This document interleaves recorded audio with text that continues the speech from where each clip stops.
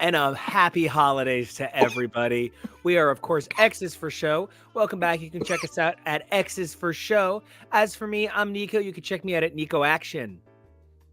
And I'm TK. You can find me at TK Elemental. And I'm your producer, Kevo. You can find me at Kevo Really on purpose. And we have a very special guest with us today to talk some very cool stuff. Hi, folks. It's me, Tori. You can find me on the socials at SM Tori. That's Tori with an I. I see we're all hitting the eggnog today. Yeah, it's cold. It's that type of day. Cold. Yeah, baby, it's cold outside. It's festive. Mm-hmm. It's cheerful. And we're here to be cheerful and festive. Yay! And to talk about cheerful festividunes, we are here to enjoy the magic of the holidays through one of my most time-honored traditions. We are going to get all in on some Christmas music and holiday songs. We have some magical Hanukkah jams in here. We have some stunning general wintertime bops and a whole lot of songs about fucking. So I'm real excited about it. And I could not be more excited than to do this with the three of you. I love Christmas music, guys. I start my Christmas playlists in July. I start testing them in August. By September, I'm actually kind of tired of them, and it's time to start the October Christmas playlists. So this for me is just a religion and a way of life. Tori, I feel like you Christmas bop during Christmas time pretty good. Oh, I do. It's actually really interesting because around July, I will have a week where all of a sudden I'm like, you know what I really need? Some Bing Crosby right in my veins. But I Christmas hard. Christmas music is one of the things that feels very untainted by how Christmas eventually became with family and with the thoughts and being an adult and whatever. Like Christmas music itself is still perfectly pure childhood magic. And so I bop hard. I find new stuff, but I am very classically inclined. So like a lot of the bops that we will talk about today from the aughts and the teens, I'm like, I won't be as vocal about. Well, I mean, we have one of the very chosen people, sitting next to me. And he's chosen to grace us with his participation when Christmas music, not his thing. No, it sure is not. And yet here I am. So here's actually the thing. Christmas has not been my thing since I was about 18. Just hasn't been, whatever. But I did used to really love Christmas. And something I was very well known for, especially in high school, was I would make a Christmas mix every year and distribute it at exam time. Because we would our school would shut down for exams and we had a reading period. It was like college. We would have like a reading period and then you would have to come in and take your exams. And I would always make this Christmas mix. Now, this is a twofold thing. One, I feel like I had the best taste in music and always knew what the new songs were. Two, I was the only person who could get MP3s and burn CDs that functioned. So my Christmas mix was much beloved. And by much beloved, I mean accepted without people browbeating me for thinking that I should foist my musical taste on them.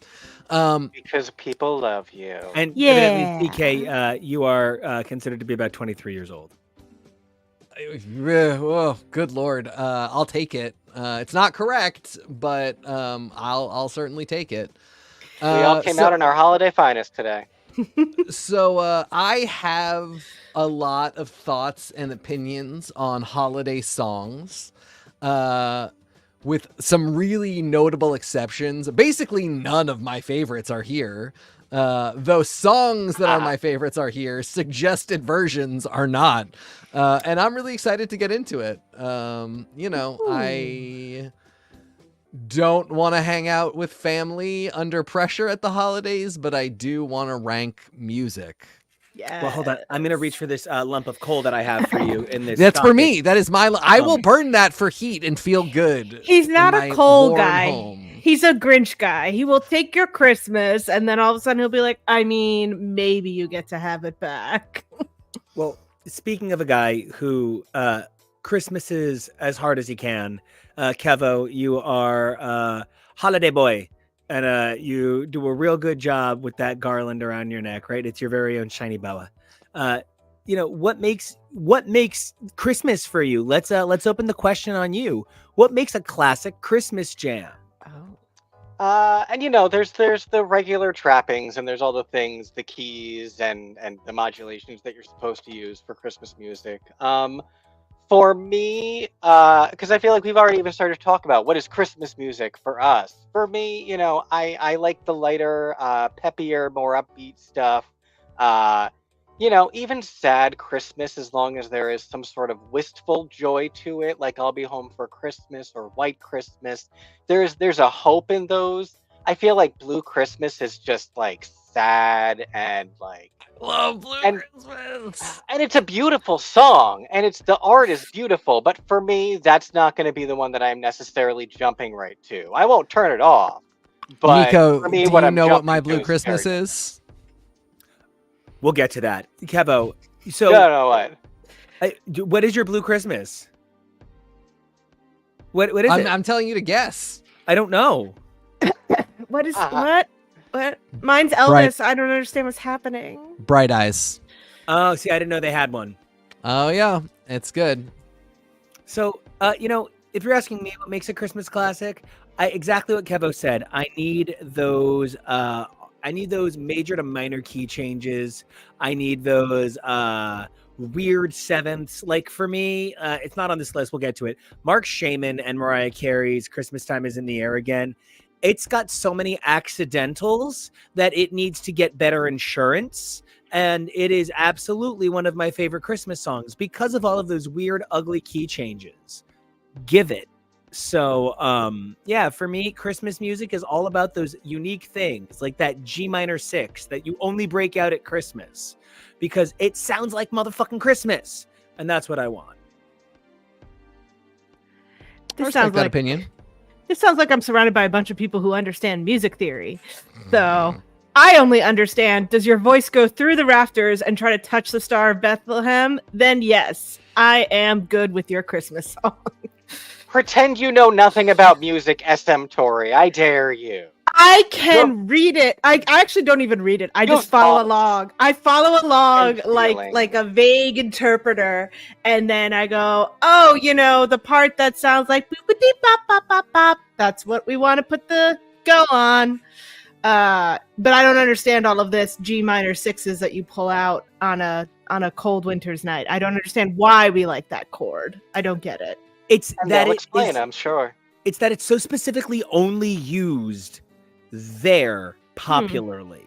The idea of going major to minor, like right here, that whole major to minor thing, it's in so little pop music that we audibly identify it as Christmas every time. I want you to know that I have to hear 3 key changes in a row in under 10 seconds to understand there has been one of them. That's where I'm at. Okay. Tori does not double check the score going forward. Okay. So, TK, I might have you double check the score. I don't know. What makes a Christmas classic for you, bruh?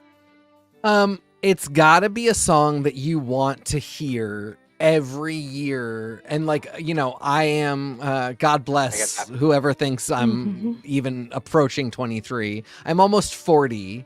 And some of these songs, a few of these songs, those versions are songs that have been around my whole life that I've literally heard since the day I was born.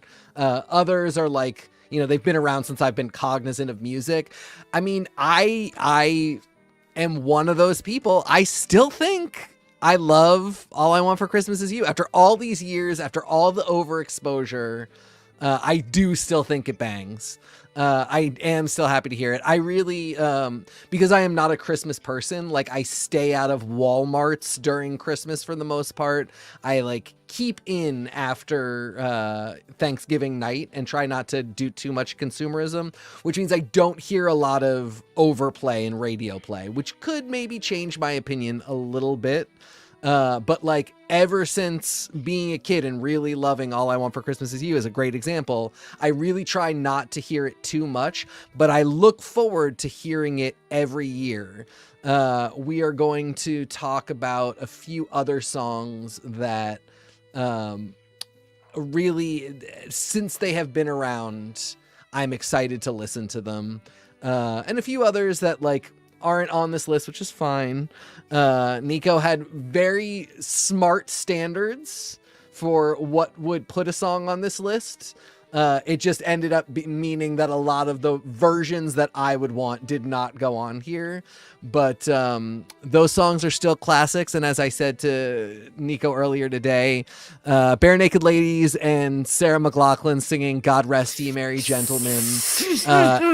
It's been 20 plus years. Never gets old to me. Bare Naked Ladies just sitting there being goofy, playing their little guitar. And then Sarah McLachlan comes in, voice of an angel, Armful of dogs. Just all the birds in the 12 Days of Christmas come together to, light up the skies. It's a great moment. So, that's a classic Christmas song to me. All right. DNL also has a great cover of Grim Grinning Ghost from Haunted Mansion, so that just makes them. I've got a BNL personal essay that I can read for you all whenever you're ready. It does partially involve that scene from Community, but it also has my own original material too. I'm also really excited for these to find out what makes a modern classic Christmas song. Because for me, well, if you say the word classic Christmas, like I'm going back to the 50s, the 60s, maybe the early 70s. Like I'm not really going to even Mariah Carey. I'm so beyond that. I consider her stuff to be a modern classic. I'm very with you. We're gonna get into that. I'm very with you. It was very hard because it's three categories: modern, classic, and novelty. What makes a novelty Christmas song, Nico? Because I was thinking about that today. It's not a one-hit wonder per se. No, okay, so like a love song is like "Wanna Be With You," that's a thing I wanna do, and that's like a love song, right? A novelty love song is like "I wanna be with you, trapped in a coffin together." Like that's like a novelty love song. No, Nico, no, that's like a goth song. It's "I wanna be with you at the water park." Okay. So you specifically are only going to listen to that song when you are in love at the water park. Right. So it's like Cherry Cola is kind of a novelty song. Yeah, Savage Gardens, I Want You. Yes, because you call it Cherry Cola. That is exactly the point. Yes. Yeah. Okay. But To the Moon and Back, not a novelty song. Just another hit by Savage Garden about how the one guy was totally Christmas gay for the other guy. So now today we're going to rank these songs. We're going to put them from, they're terrible, they're dreadful, D class, to they're kind of okay, that's C class. They're banal, that's B class. It's A through D. B is solid. It's a good song. I was being silly. But then it's a good song, but I'm not in love with it. Yeah. And it goes up to A, and then above that is Star. And Star it's at the top of the tree. It guides us to Bethlehem. Three guys get there a couple days later, and they're all like, "We brought some smelly shit for a baby. You want a party?" Oh man, we should have done. I wish I'd thought of it. We should have done Star, frankincense, myrrh, gold. Okay. Anyway, next year, folks. I would just also like to say, good. I really regret that I did not put Northern Star by Hole, written by Billy Corgan, on this list. If for no other reason, it is a song that descriptively describes the birth of Christ on Christmas night, but screeched by Courtney Love in a way that only Billy Corgan and Courtney Love could talk about the savior of so many. Smashing Pumpkins has a song on my list, on my top of all time list. Great. Christmas songs really do let some of the non-singers really give it their all. Yeah. And how many times I had to look at the title of Nuttin' for Christmas before I placed which song that was? I was so excited about that song for a minute. And then when I realized it is not what I wanted it to Yeah, be. it's on like all the classic Christmas horror songs. Ugh. Woof. But also, like, I have to admit, I love bad Christmas songs, and we're going to get into it later. But I love bad Christmas songs. So I will skew a vote just because it's so bad it's good. As you should. We're going to be view askew. We're Jersey. So, yep. Let's get into this. Now, we have a voting system that TK has been kind enough to put into place. While Kevo is amazing enough to run the board, I sit here and look pretty, and Tori is the voice of reason. I think this sounds perfect. Oh, fam. There's no voice of reason inside this mug of delicious today. Oh. Sorry. It's gonna be chaotic enabler, Tori. Okay, so that's my BFF. I'm excited. So, TK, you want to explain how the game works? Yeah, so first off, team, does everybody have the link open on their computer so they can vote? I do. Okay. Yeah. Great. Yeah. And you at home, you should be seeing the link. I've also tweeted it out. Very easy to acquire wherever you like. But you, of course, can go and vote as well. You can go, you can sit there in 5 minutes and go through all of these and vote how you want. And we'll get into total results at the end. But for now, we're going to go song by song, talk about them a little bit, and we'll each take a minute to vote. And we'll go from there. Before we did a tier maker once before where we didn't use their live function and we just kind of agreed together. But I'm excited to do it this way because as much as we debate and argue, at the end of the day, we're each just going to go into our little voting booth and rank the song how we're going to rank it, and we shall play it as it lays. Mhm. Also, for the purposes of this broadcast, we specifically wanted to make sure that you could understand the exact tracks that we are referring to. So we went through and made a playlist of all of the tracks that we will be discussing in this episode, both the truest original version we could find and the covers that we will be discussing directly on this show. And it's also just a fun holiday playlist. So check it out if you have any questions or if you're curious about any of the songs that you haven't heard before. And I do want to say, I will be factoring in original and like whether or not I even like the song conceptually. Yeah. Exactly. Because It's about the original. The version is just, I wanted a cute version out there. But like, it's about I think it's got to be a mix of I think it has to be a mix of the two. Well, some of the originals are from like 1882. Exactly. Yeah, some of the originals are tone not it down. great. So you really got to, it is a balancing act. But there are a few of these that like, if you had picked my go-to one, that it would be getting a star. Yeah. And since the version you've picked is the version you've picked, it might be getting a B. But that's just where we're at. And well, speaking of people that have gone from a star to a B, TK, your turn is over. I was gonna say TK will err on the side of I don't like your version, and I'm gonna err on the side of I love the version. So therefore, we'll balance. Yeah. All right, let's do this. Kevo, are you ready to take a step into the Christmas playlist you spent the day cultivating for me? Yeah. All right. We're going to start with the oldest really popular Christmas song I could think of. Oh, and I just want to be clear. So like Kevo shared with me that Meghan Trainor covered her own song with Pentatonics. They did Made You Look, but like in Christmas sweaters. Yeah. That doesn't make it a Christmas song. No. It's still very cool, and now that's going to be the version I listen to in the video I put on, right? And until she records a version of her and the Spy Kids guy doing naked jumping jacks. So I, am just fully aware that some of these are Christmas songs by definition, and there are going to be songs that are off of this list specifically because they're not Christmas songs, ladies and gentlemen. Yeah, I'm a very firm believer that My Favorite Things is not a Christmas song. Thank you for playing. It's a lovely song. But then again, I have a very strong feeling about the song that says, and the snow turned into rain is a Christmas song. which I Okay. feel like is controversial. So I'm not All always right. So let's kick things off in the 1840s. We're going to take a look at Oh Holy Night by some old guy, but also Celine Dion. Mhm. And the thing about why I chose the Celine Dion version, when literally the Josh Groban version is like literally like money making wise, record breaking wise, the number one version of it of all time.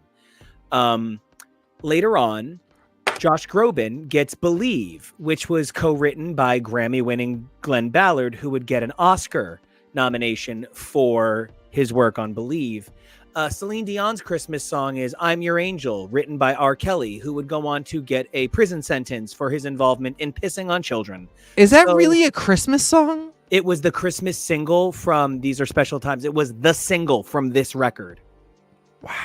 I have to say, that's one of the greatest heartbreaks of all time. I think I Am Your Angel is such a banger. I think it's such a great song. It's just so unfortunately good. it was written by a garbage monster. It's terrible. Don't listen to it. You can find it in like really bootleggy on YouTube Music if you have to hear it, but can't let R. Kelly have any money. So yeah. now, just to put it out there, I'm going to give this song in general an A. And here's why. Every now and then you'll go see like an amazing vocalist go perform it, and you'll see them make this gesture toward the end at their accompanist. Yep. And it means it's mass number 3 and they're not doing the note. And you know what? It's a bummer, but the show really comes down to that. Like, as Frasier, Niles, and Martin all realize in a particularly brilliant classic Frasier, it all comes down to whether or not you go diva or divo, and that is the age-old question. So it's an A for me, dog. Yeah, Go ahead, Tori. I was gonna say I agree. It's an A for me. It's not a be all end all. It's one of my favorites. I enjoy it when it shows up in church, because it's always a good church stunner.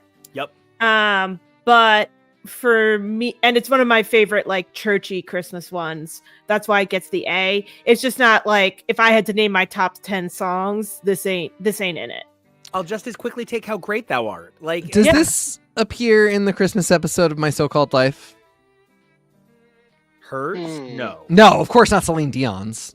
I'd have to think about it. I haven't watched it in a really right. The So-Called Angels. I haven't watched it in a really long time. Yeah, great episode though. Great episode.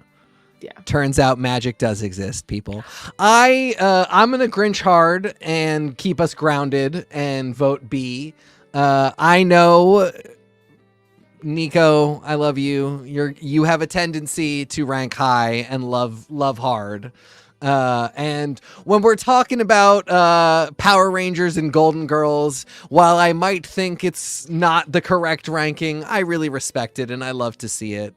But I don't give a shit about Christmas. I'll go hard on Christmas. I'll knock stuff down. So I want to establish a solid baseline for not everything being great.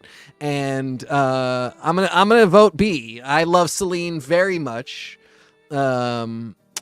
And the I'm Your Angel thing is a real heartbreak, but yeah, I can't give her a boost just because she picked the wrong dance partner that time. We'll be going solid B for this one. Kevo, talk to me. How do you Oh Holy Night? I love this grumpy little I'm gonna be the bad guy speech, because like I was gonna give this a B. I love it, but again, I as well am trying to be a bit hard, and B is still in the category of, yeah, I need to hear it every year, but I don't like go listening to Oh Holy Night unless I'm in a weird mood. So yeah, pretty much any version I would say is probably a B, again, unless I really need it. Oh, that's how this works. I see now.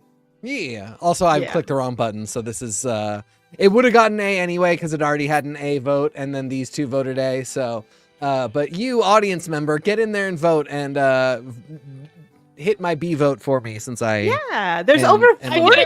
Too. There's over 40 of you in there. Go tell us what you there, think. folks. Come on. Yeah. Well, while we're on the subject of tell us what you think, I'm going to move from Oh Holy Night, which our oldest song by far, and then we're going to pivot to a song that was brought to us by Germans and Coca-Cola, and that is Santa Claus is Coming to Town, first written and recorded in 1934. I want to be really clear. This song kind of blows. It's a pretty dumb song. Structurally, it's really boring. Yes. But if you do not get to your Jersey boy motherfucking feet and lose your E Street shit for the Bruce Springsteen version at Christmas. Live. It has Clarence. to be the 85 re-release with Clarence. Clarence, have you been a good boy this year? Clarence, Clarence, tell them what you need. Can you tell that we are from New Jersey? I think. I was over here going, bop, bop, that's Bruce Springsteen on the cover. Let's talk about it. And he's like, Santa Claus Comes to Town sucks. And I was like, whoa, Hi. whoa. The song is bad, but Bruce is great. Bruce brings it. Kevo, you're the other Jersey boy. Where do you Bruce? I mean, yeah.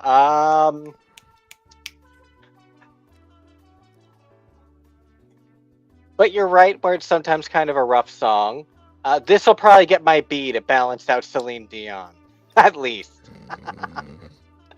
I am. Oh God, it's tough because that version is so good. The Jackson 5 do a lovely version. Yeah. That I'm very also into. That probably most people have heard at some point. Michael, those squeaks, so sweet and cute. Oh, and he's like peak cute baby. Eek, cute Michael. He's so cute. He's so cute in those little videos. But I'm probably gonna have to go with a. I can't believe I'm saying this. No, I love it too much. A tier. Sorry, not sorry. I'm sorry. He loves his Clarence so much, and Clarence is gonna get a new saxophone. TK, we gotta know. Are you're gonna be good for goodness sake? No. Which one is Bruce? Because this is Josh Groban. No, that's not Bruce. Josh Groban. No, that is Bruce. That is If you look closer in the upper Is left it? corner, if you it look closer, says Bruce Groban. Springsteen. I know. I said the same thing. I was like, "That's Groban," and I don't know that what's is- happening. No, it's Bruce But in the Springsteen. upper left, Okay. it does say Bruce. And that's the re-release because originally this was the B-side to My Hometown, but due to the success in the 80s, it would get a single re-release every couple of years. Yeah. Josh Groban wishes he looked like Bruce in the 80s. Truly. He looks like Peter Um, Hale. I don't know what to do with this. I really am wondering if I give this a C. Yeah. I think mean, I don't so. I blame you. have a personal annoyance with Bruce Springsteen. Sure. Is it because he took and- up a Broadway house for a while and didn't take any contracts on it? No, my family is really weird. My father and I used to have very similar tastes in music, and like it was something we really bonded over. And then right around the time that our relationship completely soured, he turned on Sirius XM E Street Radio and never turned it off again. To this day, I don't think he listens to anything else. It has been at least 15 years. Sounds And like a lot of dads from around here. Yeah, Yeah. Nobody in my family is from New Jersey. My father's from Baltimore. He makes it wishes. He Everybody wishes. in my family is weirdly obsessed with Bruce Springsteen. We have a close family friend who is their tour manager, and the only like event we can all get our shit together to attend are Bruce Springsteen concerts. We don't do anything else. And I just Sounds great. I mean, I am ambivalent. I just am ambivalent. So like, not my love. And I think this isn't. Yeah, I think I'm going C. I think this isn't the one for me. I really think some of the older like Motown versions are where it's at for me. So yeah, it's a nah for me, dog. All right. Do we have everybody's votes in on this one? Yeah, we sure do. All right. So Santa Claus is coming to town. You're coming to town a little bit lower than the Oh Holy Night. Guess you came in on the wrong train to Georgia. But now let's talk about a song that I think is think Bruno. this was the Thank you, last Bruno. I think this Thank was you, the last Bruno. one, but I'm not sure. Yeah, no, I'm thanking Bruno Okay. for voting. But thank you for working on clarifying. Okay. Of course. The real version of Winter Wonderland, where it's all like, "Nah, we're gonna fuck in this snow." Oh yeah. Oh yeah. That's Wait, are you about to say "Oh no" to the Eurythmics one? Wait, Kevy, what? No, Tori, that was the song. That was the thing I couldn't remember. That was what blew your mind with.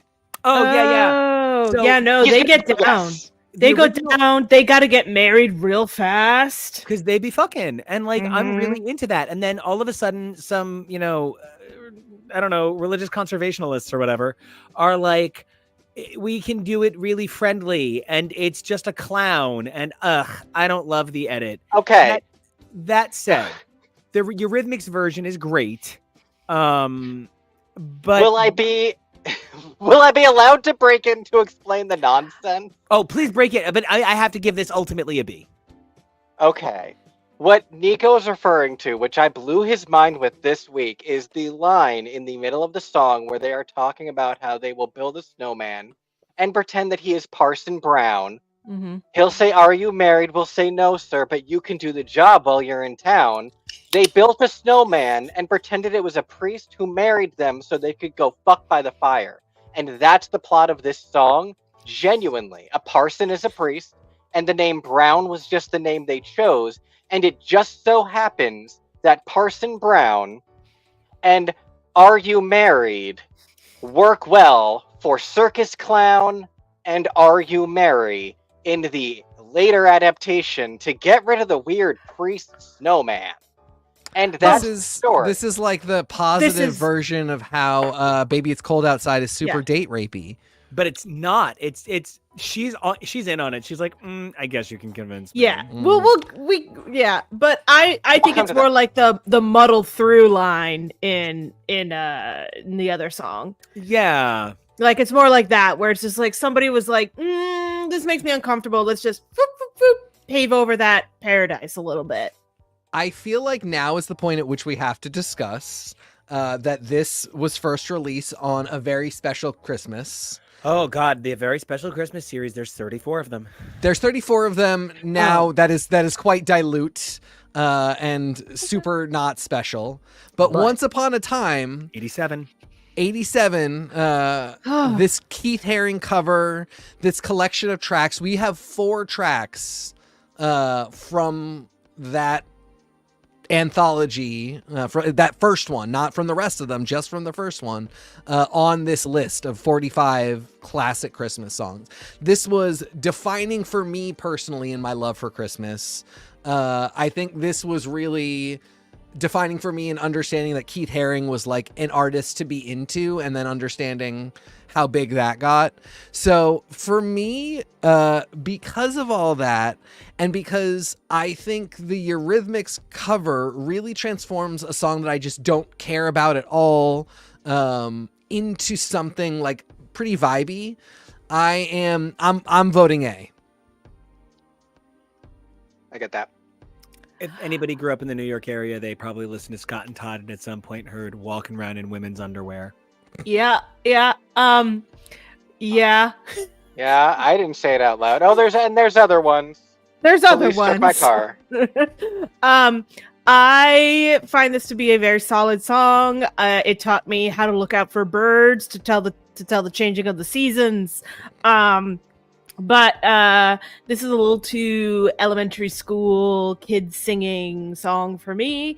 So while it can be very charming, I would prefer to live in a marshmallow world than a winter wonderland. Nice. Love it. Mm-hmm. So I gave it a C. Kevo, what's your rhythmic here? Part of this is I have such trouble grading things, so I'm gonna say something, and I'm gonna have a Kristen Stewart reaction where I'm like, "You can't hold me to that opinion, man." But in the moment I'm vibing, and I think I want to say A, because this song really is such a vibe, and it's so general in such a good way. It is the lo-fi chill hop of Christmas songs in many ways. Depending on the cover. Yeah. Nailed it. Yes. Thank you. I do have to give it points for being not a Christmas song. Like, it's not specifically Christmas. Yeah. It's very much, this is winter. These are people frolicking, and then they got to warm up. Yeah. There's nothing very Christmassy about it. Outside of Parson Brown makes it Christian, but outside of that. Meanwhile, Sleigh Ride is a Thanksgiving song. But anyway. Okay, so this is the first one where I'm voting on the version. Oh, hey, Tasty Cake, love you. You're the best. Hey, buddy. So, I'm gonna say. Wait, you're voting on the version? In this case, yes. This one, I am going to vote on the version. Little Drummer Boy is an interesting song. I really like Alicia Keys' version, where she's like, pum, pum, pum, pum, pum, like that's fun. If you're asking me what is the most important Christmas moment in TV history, it's this. This is the most perfect live Christmas performance humanly possible. This is an S class. It also... We should change what S means to mean doing this Peace on Earth song. Yeah. Yeah. For me, it also gives you the Bing wouldn't ballad with Bowie if Bowie were by phrase that your boomer parents love to say at you when you're trying to explain your sexuality. This was the first song that taught me that a mashup can be something, and it wrecks me every time. I have a soft spot for Little Drummer Boy to begin with. I find the gathering your courage to play to play is when it's the only thing you have for this sudden new king that you're very excited about to be very heart-wrenching, which is something I am known for in my Christmas song choices. We'll get to that later. So I love this. I love the cute little patter at the end. And the beginning, like, I love the idea that Bing was like, yeah, you're cool. Let's go. Like, this is my Tony Bennett, Lady Gaga from when I was like a 4-year-old, like, end all be all. Love this song. Yes, it's an S tier. Cannot imagine a world without it. So are we just totally divorcing this decision from the personal life of Bing Crosby? I mean, Bing Crosby was a giant bag of crap, but... Yeah, but he looks real cute, and he reminds me of my grandpa, and he sings real nice. And really, but he truly... beat his kids! I mean... Listen, I'm so sorry. We were crap too. We were cooing over Michael Jackson 5 minutes ago. I mean... I don't know. I feel like I really do have to take away points because it's Bing Crosby. Also, the version of this that I would have liked, that I really did think about pulling a veto and being like, it has to be this one or we can't do the show, is the Simpson sisters. Ashley and Jessica. Best version of the song by far, most important, most iconic. I will say this is a cute little second one. This David Bowie character and this Bing Crosby character. It's a cute second rate version, cute. But you know, when you said the Simpson sisters, I literally thought you meant Patty and Lisa Selma and Maggie. Bouvier. No, Patty and Selma Bouvier. Yeah, from The Simpsons. Yeah, not Lisa even Lisa and Maggie from The Simpsons. I didn't even think of them as what I'm saying. Maggie's not binary. Let's go with that. Sing. Yeah, Maggie can't sing. Kevin, I think you had the right idea. I think if there was a song Maggie could sing, it would be Little Drummer Boy. Yes. Yeah, she would do the pum pum pum pums by sucking on. Yeah, I would vote higher on that version.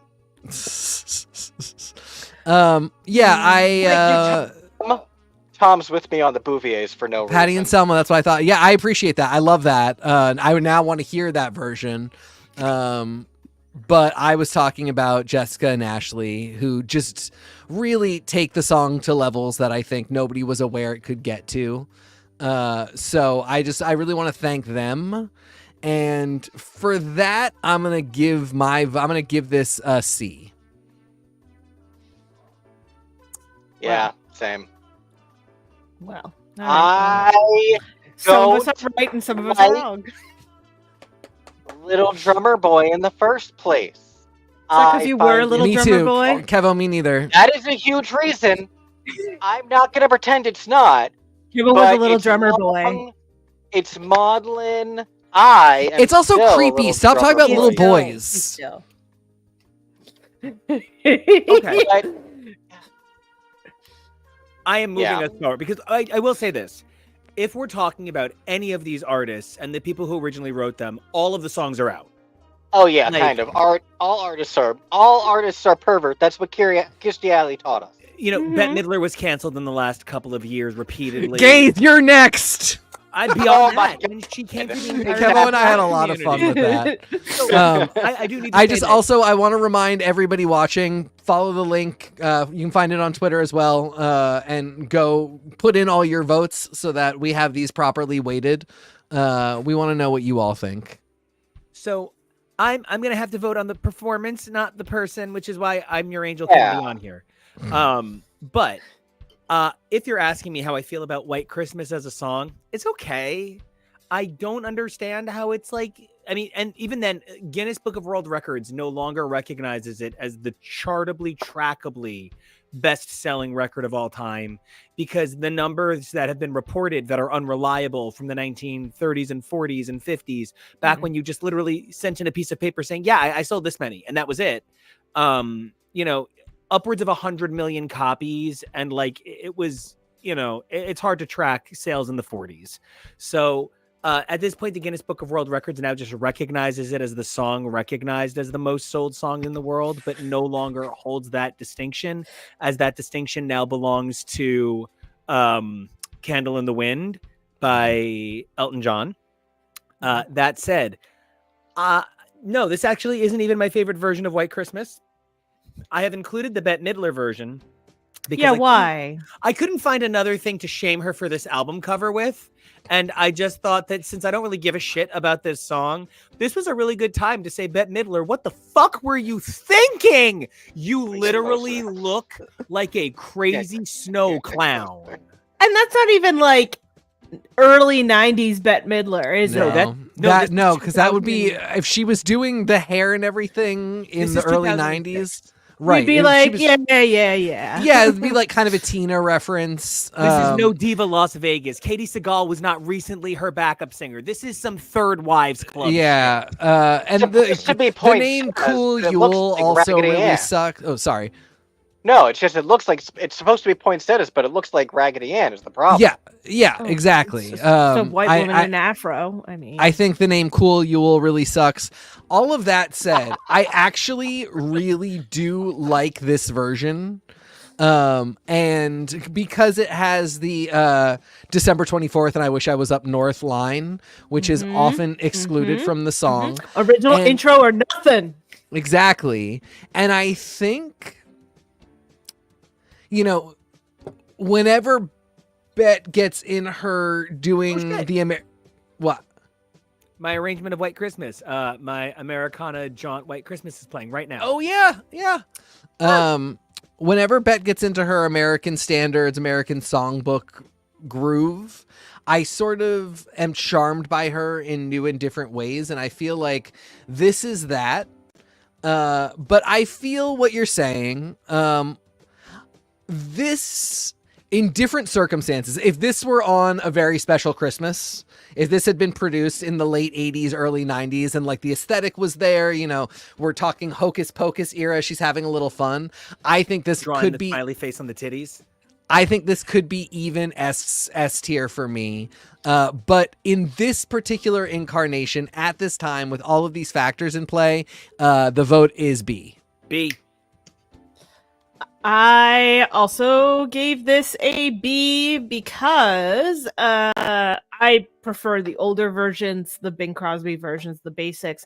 I have a very fond of who I was as a person memory of calling my mother from California and leaving specifically when I knew she wouldn't be home, to leave a voicemail singing "I'll Be Home for Christmas" in there.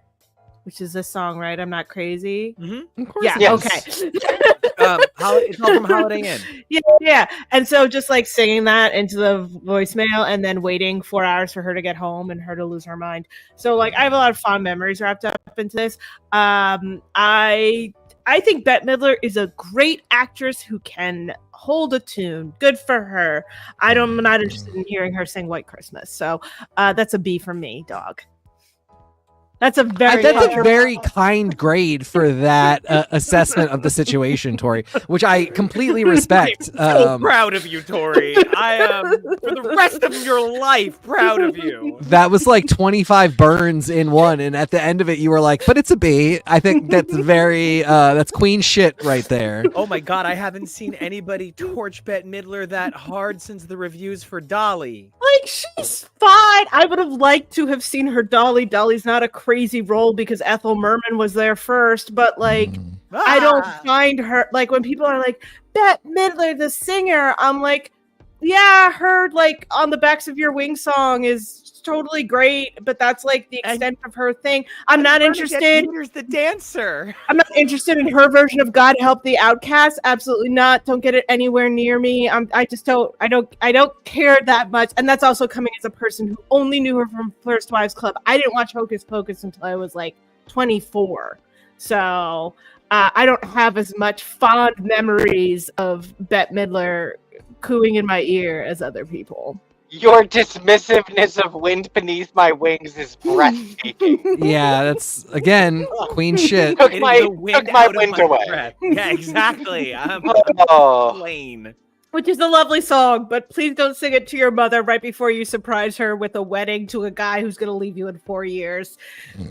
My family's very interesting sometimes. Terrible song. Kevo, talk to me.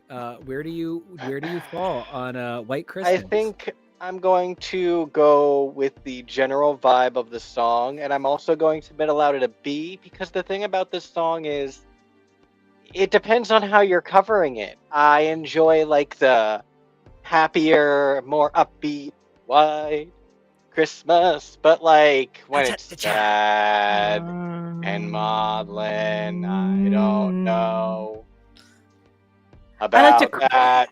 I like to cry at Christmas, though. I love to cry at Christmas. Well, crying at Christmas is what our next song is all about. Yes. 1943's Have Yourself a Merry Christmas. Specifically, I do think the Pretenders version is the most perfect. I mean, it's up there. There's so many perfect versions of this song. Whether you love the Judy or the Frank rewrite, which Judy would later cover on the Judy Garland show at Christmas, singing to Liza, and I guess Lorna was there. Ultimately, the original writer wished it was more religious and has encouraged people to cover it as Have a Blessed Christmas, and if the Lord allows, totally fine, whatever. That said, this is an S. Any version of this is an S. There are no bad versions of Have Yourself a Merry Little Christmas, and I only wish that I hadn't needed to use this Pretenders song, because 500 Miles is another literally perfect Christmas song. Love this song. Why did you choose this one? Because this is the most heartbreaking I have ever found Chrissy Hines' voice. As a kid, I literally followed the Pretenders around on tour, like as a kid. And okay, Bruno, I know the Tori version. But that's the question I was queuing up. One version, one song per person. And I wanted to use an original Tori song because Tori's done so many original songs for Christmas that it meant I wanted to respect that. She had 10 original Christmas songs. The Pretenders have 1.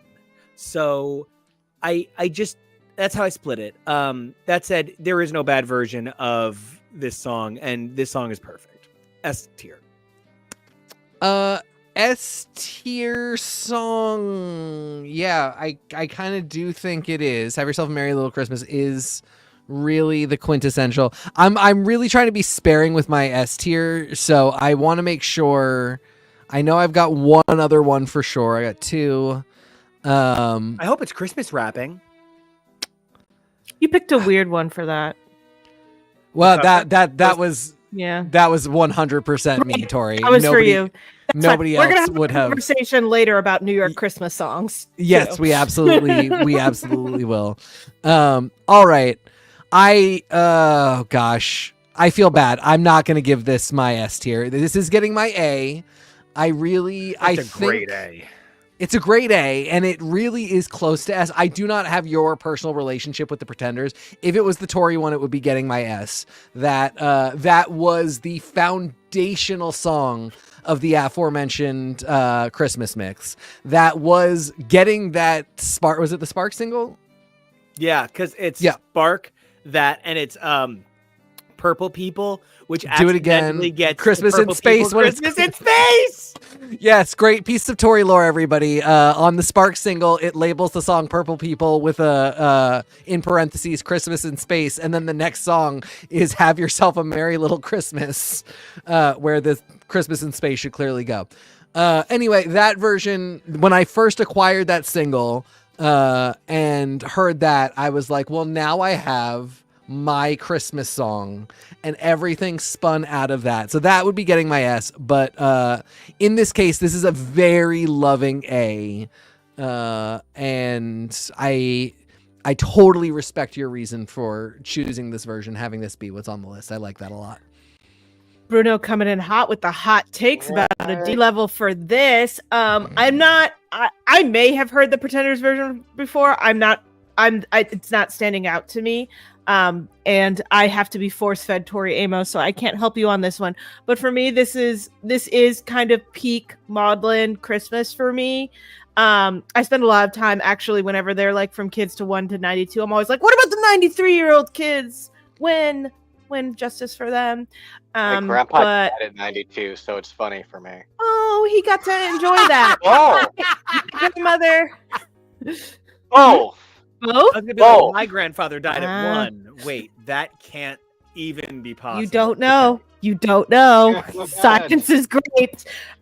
So for me, like, this is like, if I'm already in a mood about Christmas and this comes on, it is just crying on the NJ Transit. Like, that is all that it is. Yep. So for me, like, this one gets the maudlin version, like, of feelings into the A category. It's a strong choice. I don't know what you new kids are doing. I'll be over with Bing taking 5 minutes to get through this song. I left New Kids' Funky Christmas off the list. Thank you.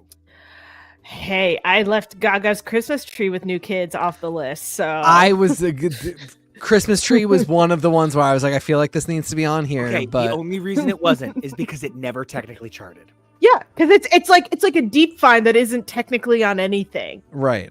Yeah. Some of these songs also did not chart, but that's fine. Kevo, how do you have Merry Little Christmases? Do you pretend them, or do you Tori Amos them and I missed it? I think I'm gonna see this one. Ooh, Okay. Kevo, Okay. coming No, I in respect hot. it. Respect it. He says he doesn't like maudlin. I respect it. Where's my paper bag? Where's my? It only underlines why I love it. His not liking it. I agree. No, I really agree, because it really does represent where our music choices are different. I'll upgrade it to B, because it is one of those, it makes the season, but it's, again, like I said in the beginning, it's that one where I'm probably not going to go seek it out. I know it'll come to me. It's going to find me. It will. Like Whamageddon. Sorry, moving on to the next one. Yeah. Okay. The Christmas song. So, I did a little bit of homework on this. Turns out Nat King Cole recorded this song 4 separate times across 20 years. Holy so snaps. I never, ever, and the one that everybody knows is the third of 4. So I never, from 1961. Yeah. The original is just piano. The second is piano and orchestra, because the studio didn't, of course, they never respected Nat King Cole. He was a black man who was able to make them money, but they weren't interested in giving him that kind of respect. Mm-hmm. And he had to fight for the right to have this single recorded with strings. That is, of course, a better known version. And then ultimately there would be the version he re-recorded in 61 that's associated with the black and white video. Then, of course, they did this incredible animation for it just a handful of years ago. I'm going to give this song an A. And the only reason it's not going to get an S is because, as a guy who has studied the song for a couple of Christmases in a row and has played the, the note for note accompaniment of the Nat King Cole version, It's a song that if you play the dynamics even one note off, it's dark and sad and depressing. If your BPM is even one note slow, it's dark and sad and depressing. This recording, flawless. All of his recordings, flawless. The John Legend, I love John Legend, but like his almost like dead eyes looking at the camera, just kind of singing along, doesn't have the magic. So this one has to be an A because it's performance based for me.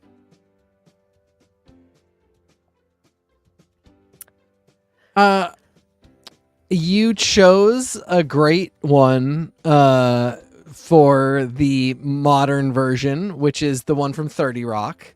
I did that. Thank you. Oh no, that's all Kevy. Kevo, that is bumping up this vote for me. I think I don't like the song.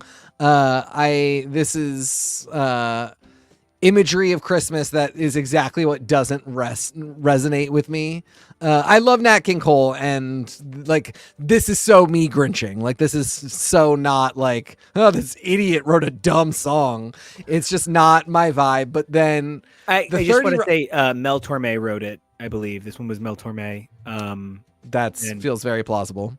He wrote it on a very hot July day.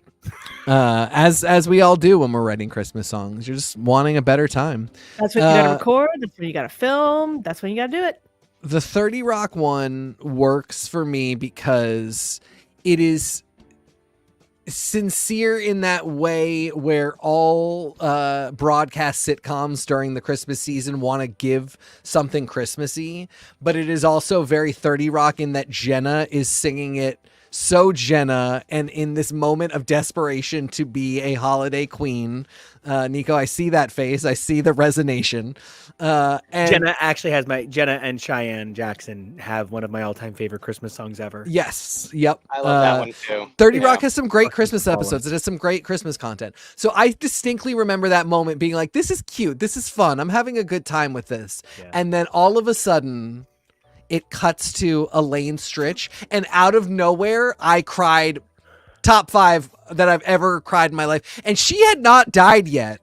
I was just aware that she was close, and that this moment where she is there, sort of non-diegetically singing with Jack. It's this weird moment where it really is Elaine Stritch and Alec Baldwin. And Alec Baldwin being so in awe of her. Like, yes. Oh my God. The moment of humility. Yeah, like it is not the, Mrs. Donaghy and Jack Donaghy singing together. It is Elaine Stritch and Alec Baldwin.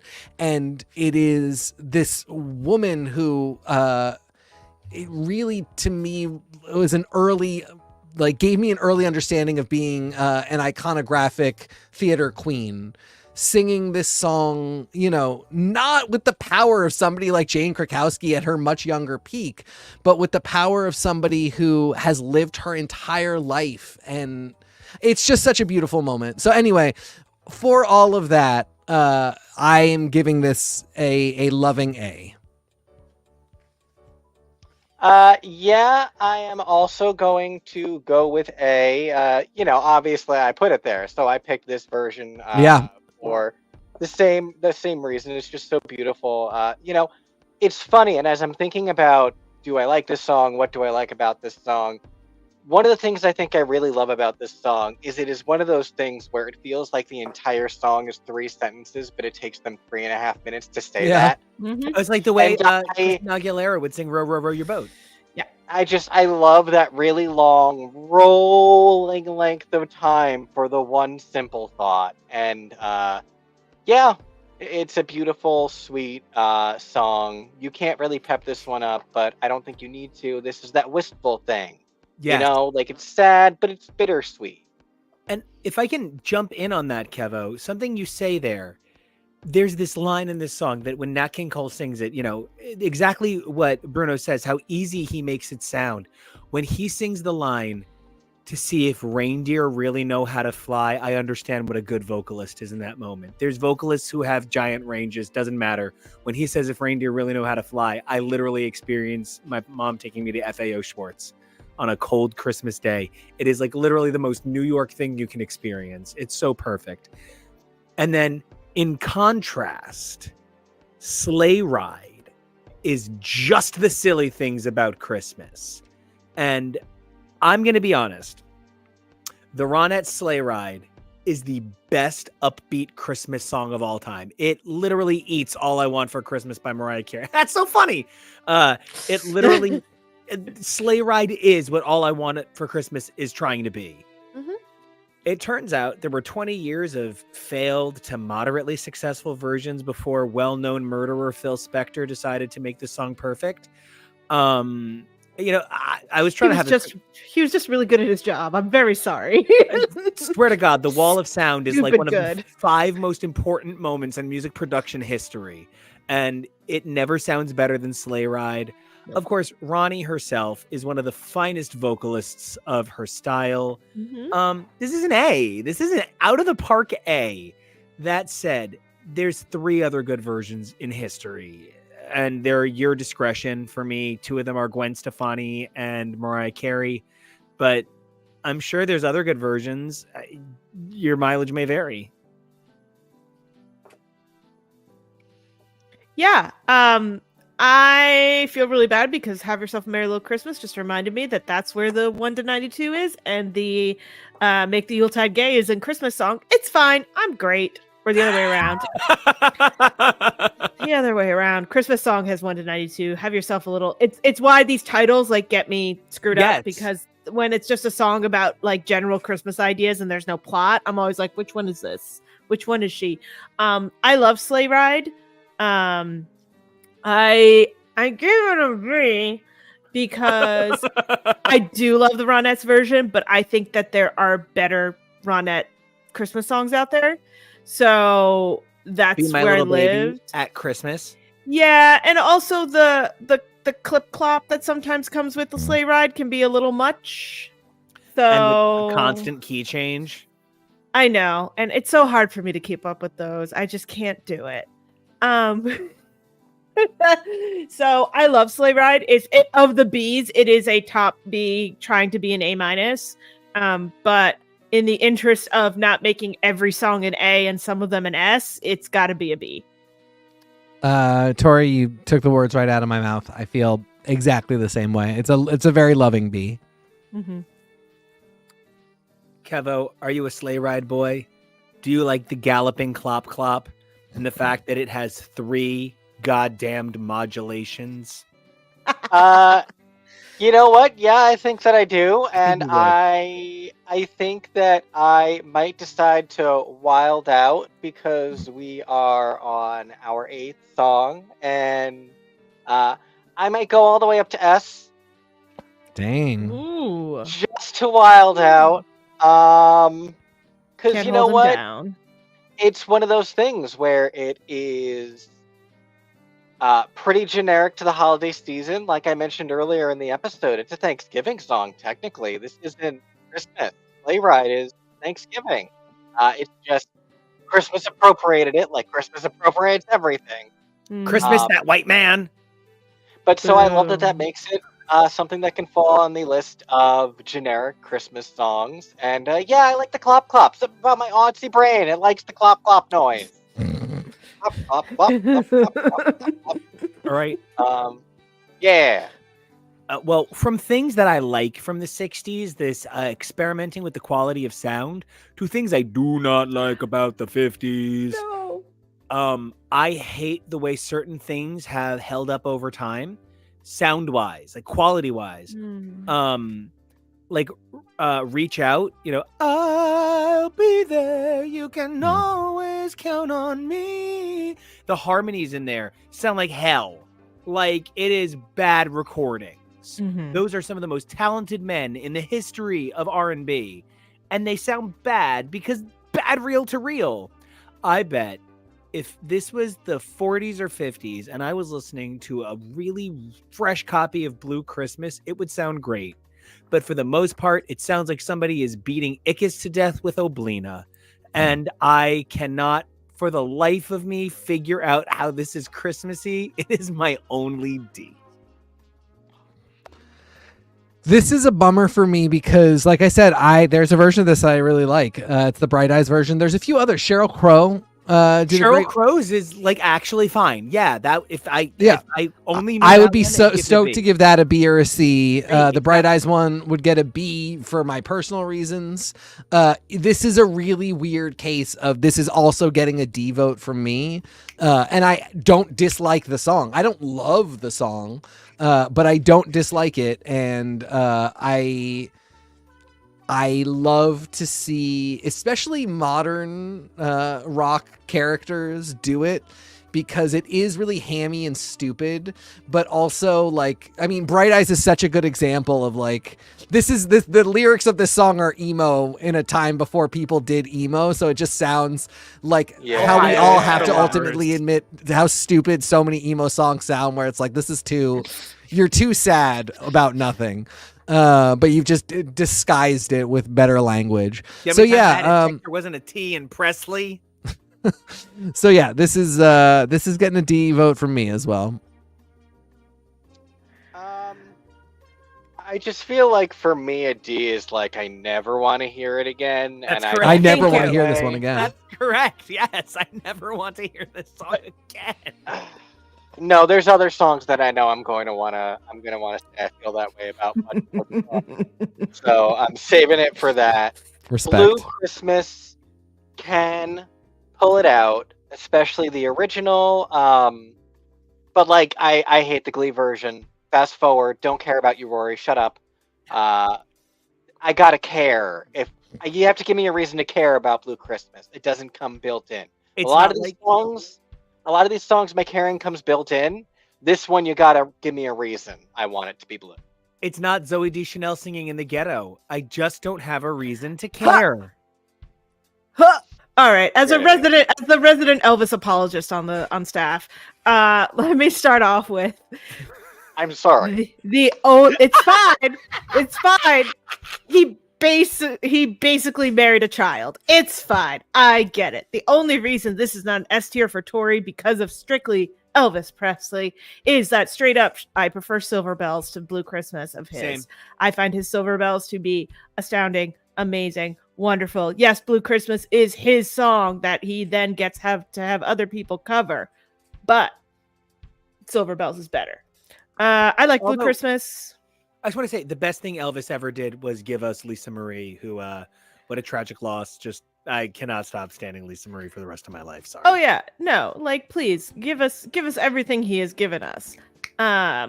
Honestly, Austin Butler is better off for that movie. Thank you and good night. But Blue Christmas is lovely. Blue Christmas is wonderful. Blue Christmas is another maudlin song that never just quite gets me there because I'm always enjoying Elvis too much to really get sad about it. And I think Silver Bells is much more haunting. So he only gets an A class from me strictly on the fact that this is Elvis's entry in our system. Yeah. So I would like to go from here to Elvis is actually a great example of why I'm giving this next song an A. Oh God. I want you to think about the greatest story song performers of all time. And if anybody comes to mind but Cher, I'm going to play some stuff for you. And I want you to think about how, in 1978, I think it was, they come to Sonny and Cher with The Night the Lights Went Out in Georgia. And Cher goes, "Son, I want to do this song." And Sonny goes, "No, it's going to insult half of the Americas. You can't do it. No, I'm going to go run for mayor." What a great congressman. Thank you. This is quite the impression. So then Cher, Cher does all of the Cher songs that I guess wouldn't offend the country, like Half Breed and Gypsies, Tramps, and Thieves. But I want you to imagine a Cher, I don't know her, fucking hell, Bruno King. I want you to imagine a Cher version, story song version of Rudolph. Dasher and Dancer and Prancer and Vixen, Comet and Cupid and Donner and Blitzen. Right? Like her Rudolph, her story song Rudolph, that's Harper Valley PTA. That's The Night the Lights Went Out in Georgia. That's Midnight Train to Georgia. Come to think of it, you can write a lot of songs about Georgia. What I'm trying to say Okay. What sorry. are you trying to say? I'm fascinated because I can't tell if that's definitely not Cher on the cover. No, that's Megan Can't Trainor because follow. Cher hasn't done it. This story song in the hands of a genius would be world. I think we could take Rudolph to the next level. I'm going to give Rudolph an A for the quality of story song, but recognize that there's really no fucking banger version of Rudolph because Cher won't do it. Coward. That's Uh, this is a D for me. I can't stand Sorry. this. I can't stand Megan Trainor. I can't. Well, but Rudolph in general. I don't You care understand about Rudolph. Okay. What about his I just wanted to make girlfriend? sure. Scientifically feels implausible. But his girlfriend and the island of the misfit toys. It They're always the creeped me out. They're the gayest claymations you can find. I That was going to elf- say that the claymation does nothing for me. What do you got, Kevo? Because we grew up like right as Silence of the Lambs came out, it always Yeah. creeped me out that his girlfriend's name was Clarice. It's not Respect. their fault, but it Yeah. ruins that name for our childhood, so I Yep. couldn't get past Yeah. that. Plus, she was so fickle. Much like Megan Trainor. Pick a lane, girl. We'll go into claymation later.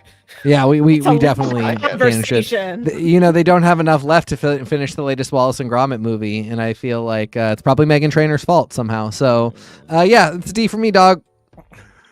That's fucking weird. Okay. Rudolph the Red-Nosed Reindeer is my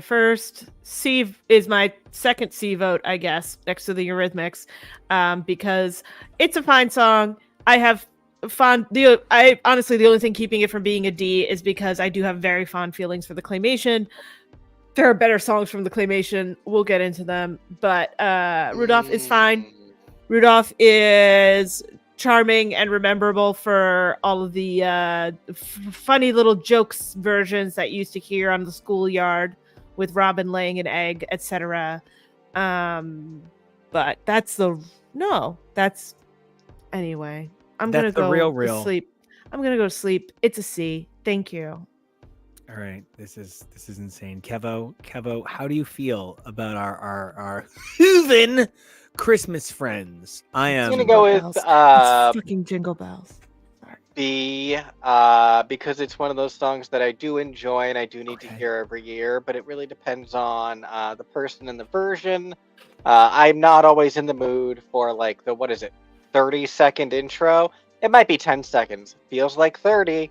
And I don't need all of that. I just skip to the B. But yeah, so I'm gonna go with B. All right. Well, that's very fair. So then I hope all of you give equally scathing reviews to Frosty the Snowman, which I'm going to once again say, if you guys like story songs, I want you to think about Cher's Frosty the Snowman. Frosty the Snowman. We don't need to do that because we have something better on the table. Okay, but listen, if we were to take Frosty and bring it up a little bit, Hunger Games it, what if people were filming him? And what if they were sending fireballs? Like, I feel like we could take Frosty to the story song next level.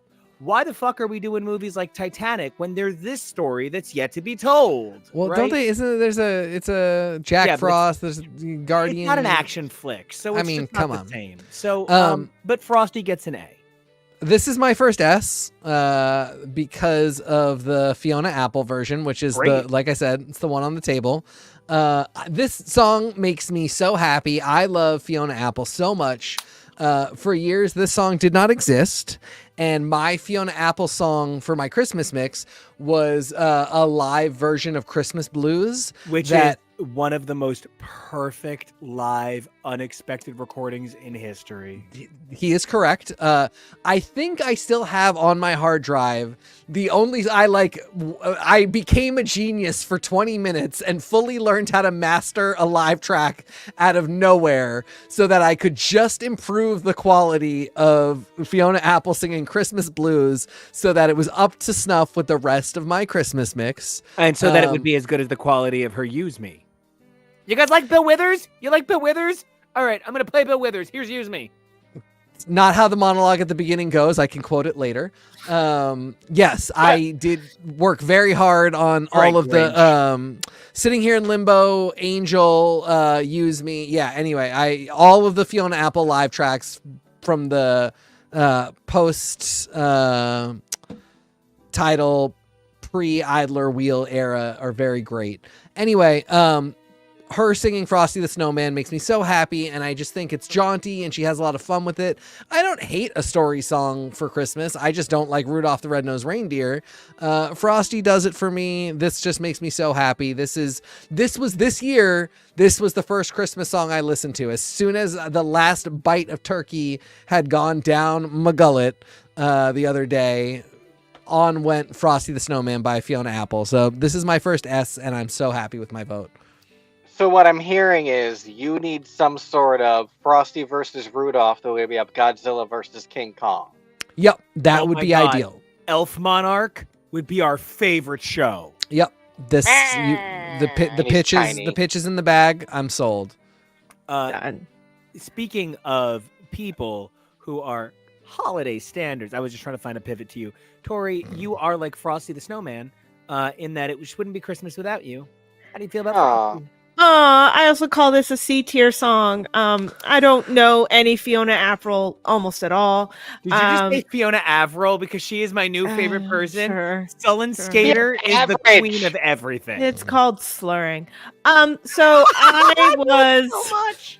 I liked Frosty. I always preferred Rudolph the Red-Nosed Reindeer claymation to Frosty the Snowman 70s animation, even though I prefer the Grinch above all three. Frosty the Snowman is tainted for me because they really hyped up Frosty Returns when we were small children, and I was very deeply underwhelmed as a 6 or 7 year old when I finally saw it. So was not pleased. So it's fine. I like it. I don't think there's anything that particularly stands out about it. So it's always just it's on the radio. I'll bop along, but I'm not, changing the channel or anything. I'm not seeking it out. It can be on the playlist. It's not where I start the shuffle. Yeah. Kevo, you wound up with a man with a nice round belly. How do you feel about Frosty? Oh my. No, I didn't, you moron. You have pecs. Shut up. Frosty. Are those his belly? I'm confused. This is where your globes are. I would love to see Dirk Haber play Frosty the Snowman, unrelated to anything. Kind of. Also, snowmen have been really ruined since Frozen, TBH. Oh, we'll get to Frozen, don't worry. I know we will. I'm going to go, much like Rudolph, probably with B. This is it's a standard. You aren't always in the mood for it. It depends on who's covering it. It depends on where you are in the mood and blah, blah, blah. Yeah, kind of middle. So I'm going to pivot us to our next song, which actually is the first song that the version would have gotten an S. The song gets an A. So Man with the Bag is 1950's most perfect piece of Christmas, and actually an incredible number of songs came out in 1950 for Christmas music, including our precious Silver Bells. A lot of really perfect songs came out in that year. But Man with the Bag celebrates everything that's upbeat, jazzy, excited about Christmas. And there is no more perfectly beautiful Christmas elf on this planet than Darren Criss. True. And now this is actually really funny. If you ask me who is the finest singer working in music now that we have lost Chris Cornell and Jeff Buckley, it's kind of far and away Adam Lambert. Adam Lambert is like the actual, if we're talking technical ability, maybe the finest vocalist in recorded music right now.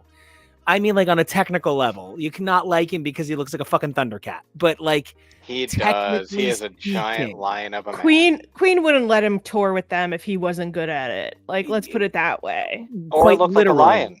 Yeah, the Thundercats would send him a cease and desist. They'd be like, Thundercat, ho.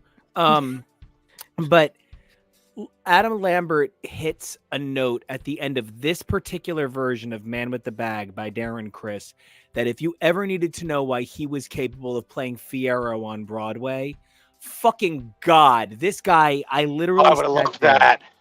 I sat there in my bedroom on the bed while Kevo was in the shower getting ready for this episode, literally saying, but how does he sing that high so perfectly? How does he sing that high so perfectly?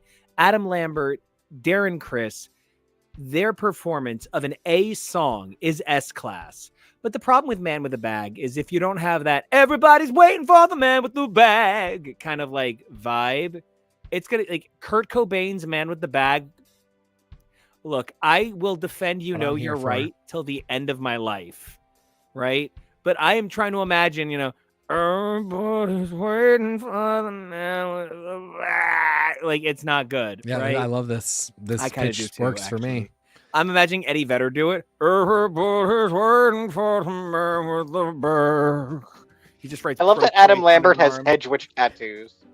Oh my god, Adam Lambert! What a anyway. This is if you've ever been to a Disney park, the Disney parks love this. This is a standard for them. If you've ever done like a 4-part harmony SATB kind of concert, you've sung this 100 times. I sang this at least 10 times before college as a tenor. This is one of my favorite Christmas songs ever. I only wish I could give it an S. Thanks for letting me monologue for 15 minutes about this very dumb song. Thank you. Tori, is this where the wedding is in red, white, and royal blue? I swear Honestly, to God. I'm staring at it going, I think this is where Darren Criss went to school for all those years as a warbler. It could be. It could be. I had not heard this before today. I'm not actually a very jazz standard Christmas song person. Mine is more crooners. So like I barely know That You Santa Claus. So this is fine. It's lovely, but I don't know her, and I honestly cannot pull up the memory of it in my brain from about an hour ago. So it's going to get a D just because something has to get a D on here that isn't my own choices that aren't on the list. It's a C for me. I just don't care. I don't, in any way. I don't care about the original. I definitely don't care about this one. Yeah, I have very little to say. Kevo, you waiting for the man with the bag? Yeah, I guess I'm just deciding between A or if I want to do another S. We're not really given a lot of S's. And we're like... As we shouldn't. S is the star on top of the tree. Kevy, please keep talking. There's a Grinch trying to interrupt you. We have 45 songs, and we are getting closer and closer to a third of the way through, and very few S votes. So, it should also be a little evenly distributed, I feel. There shouldn't only be like 2, and everything else is D. I want mine, if my tree of songs is going to be weighted heavy in one direction or the other, I'd rather it be up. Good. I'm gonna go with S. Yay. Yay. Now, if you have been to FAO Schwartz. See, this will be low. If you have stared at the Macy's windows, if you have a heart or have ever sat on Santa's lap, this is your song. Yep. This is busy sidewalks, city sidewalks, dressed in holiday style. It's Christmas, motherfuckers. This gets an A for me. This version is terrible. But I put it on here because people sometimes think a little San Junipero and think, wow, heaven is a place on earth. And they sort of forget every song by the Go-Go's and that Belinda Carlisle has a voice like somebody standing on one of those old-fashioned exercise machines that shake you. So, Silver Bells gets an A for me. This version, not so much. The Kate Smith, of course, like she's literally the most famous opera singer outside of Renata Tebaldi, but like the Kate Smith, the Bing Crosby, I think he has one, right? So, this is just an A. Yeah. I'm going to need you to start saying what these are in the beginning because I go off on a tangent in my brain because for a moment when it's really small, I thought that we were already on Where Are You Christmas? But, like I said, I far prefer Elvis Presley's Silver Bells. But I love a lot of Silver Bells. I think they're really great. This is definitely an A tier for me, just because the S tier would have been if it was the Elvis Presley version.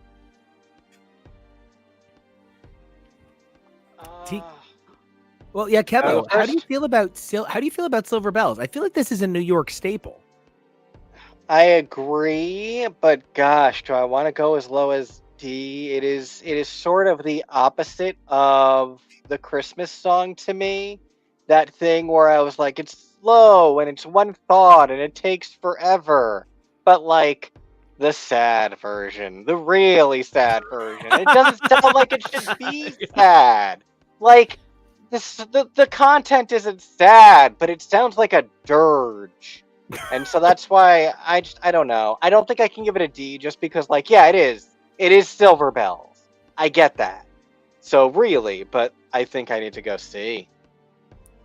I accidentally gave it a B. It was supposed to be a C. Yeah, Kevo, again, you nailed my thoughts. I get that it is not a sad song, but it is like wading through molasses, which I promised myself I wasn't going to do again after high school. When you're on the molasses team. I just think it's a really good. The feel of it is the slog through the wet gray snow of the New York City streets. I think I it getcha. perfectly captures that, and it a also real getcha. perfectly, Yes. Christmas. you know, it's Yes. great. And that's my problem with it. Oh, well, yeah. I was like, Okay. I know you love that. I know. I don't like being wet and cold. Leave me alone. It's Well, here fine. comes the D. Well, let's talk about an S for me. Jesus Christ on a Whoa. cracker. I cannot think of few songs that are S-ier than this. And let me be clear with you. Until Bubbles. October 31st, if Yep. you asked me who I would literally slay in combat, and if you asked me January 1st, the answer is probably identical. But if you ask me November 1st to December 31st, the man I most want to be, the guy I keep in my heart and think about channeling the positive energy of. You ask me the sexiest man on the fucking planet from November 1st to December 31st. Oh, it's Michael Bublé. There is no one who is more Christmas for me than Michael Bublé. This record is literally the best-selling Christmas record of all time. And for really good fucking reason. This is an S for me. This is me meeting my dad because we just really wanted to. So I would go on the train and I would meet my dad in the city because we would just want to see an extra couple of Christmas shows that my mom didn't. Like my mom would go see White Christmas or she would go see, the Rockettes, but she wouldn't go to like a college production of Holiday Inn. But my dad would go meet me at like a Brooklyn University production of Holiday Inn. And that for me is it's beginning to look a lot like Christmas. Just perfect. Everyone else can give it D's. I'm totally ready. But for me, this record is Christmas perfection.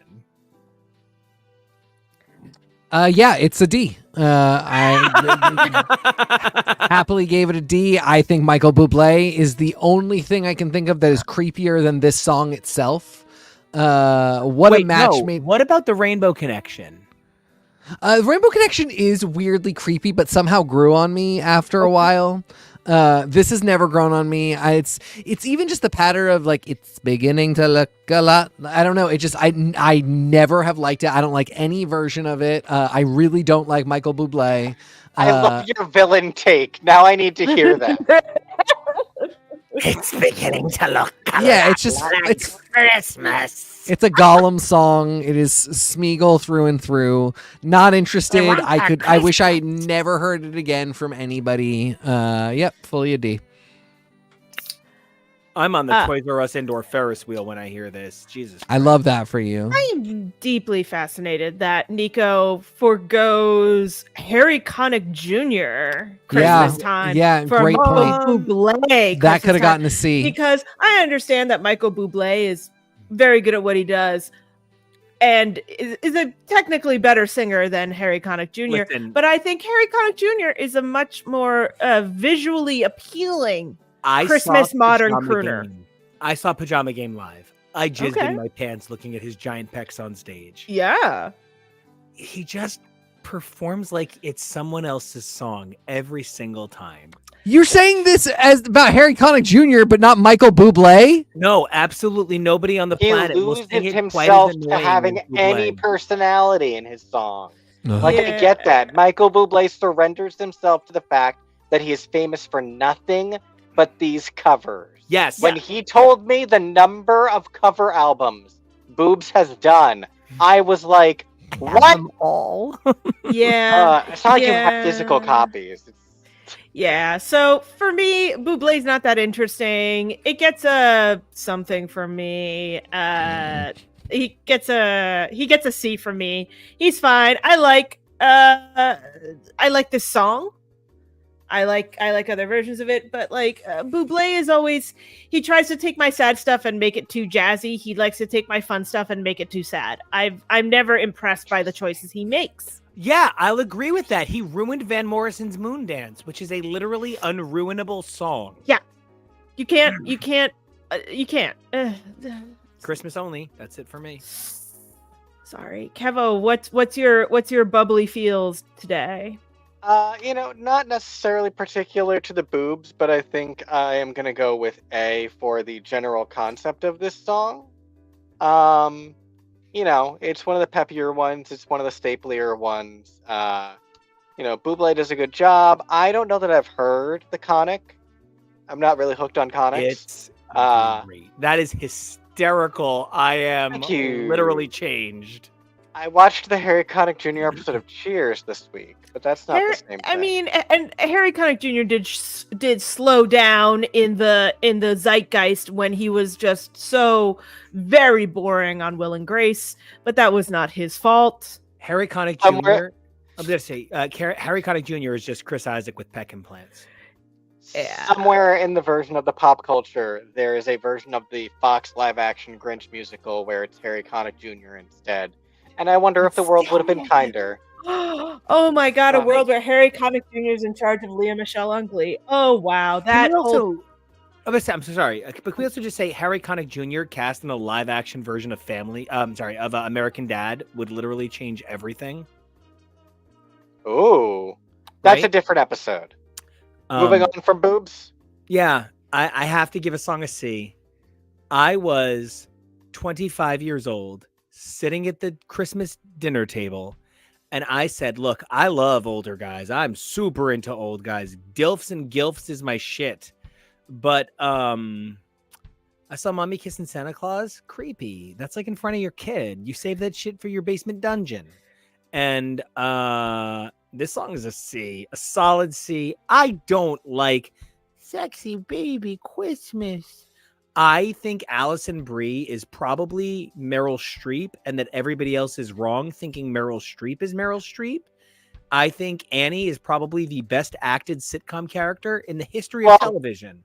And save that for next. I was going to say, I don't like where this is going. And I still think Whoopie Doop Sex is the unfunniest thing in the history of community. Nico, get out of here. You should have saved that for when we were talking about Santa Baby. Oh, I have. We'll get back to it. Don't worry. More for that. Now you said it once. You're done. So wait. I have a separate thing for Santa so Baby. Nico is of the opinion that Daddy is dressed as Santa Claus.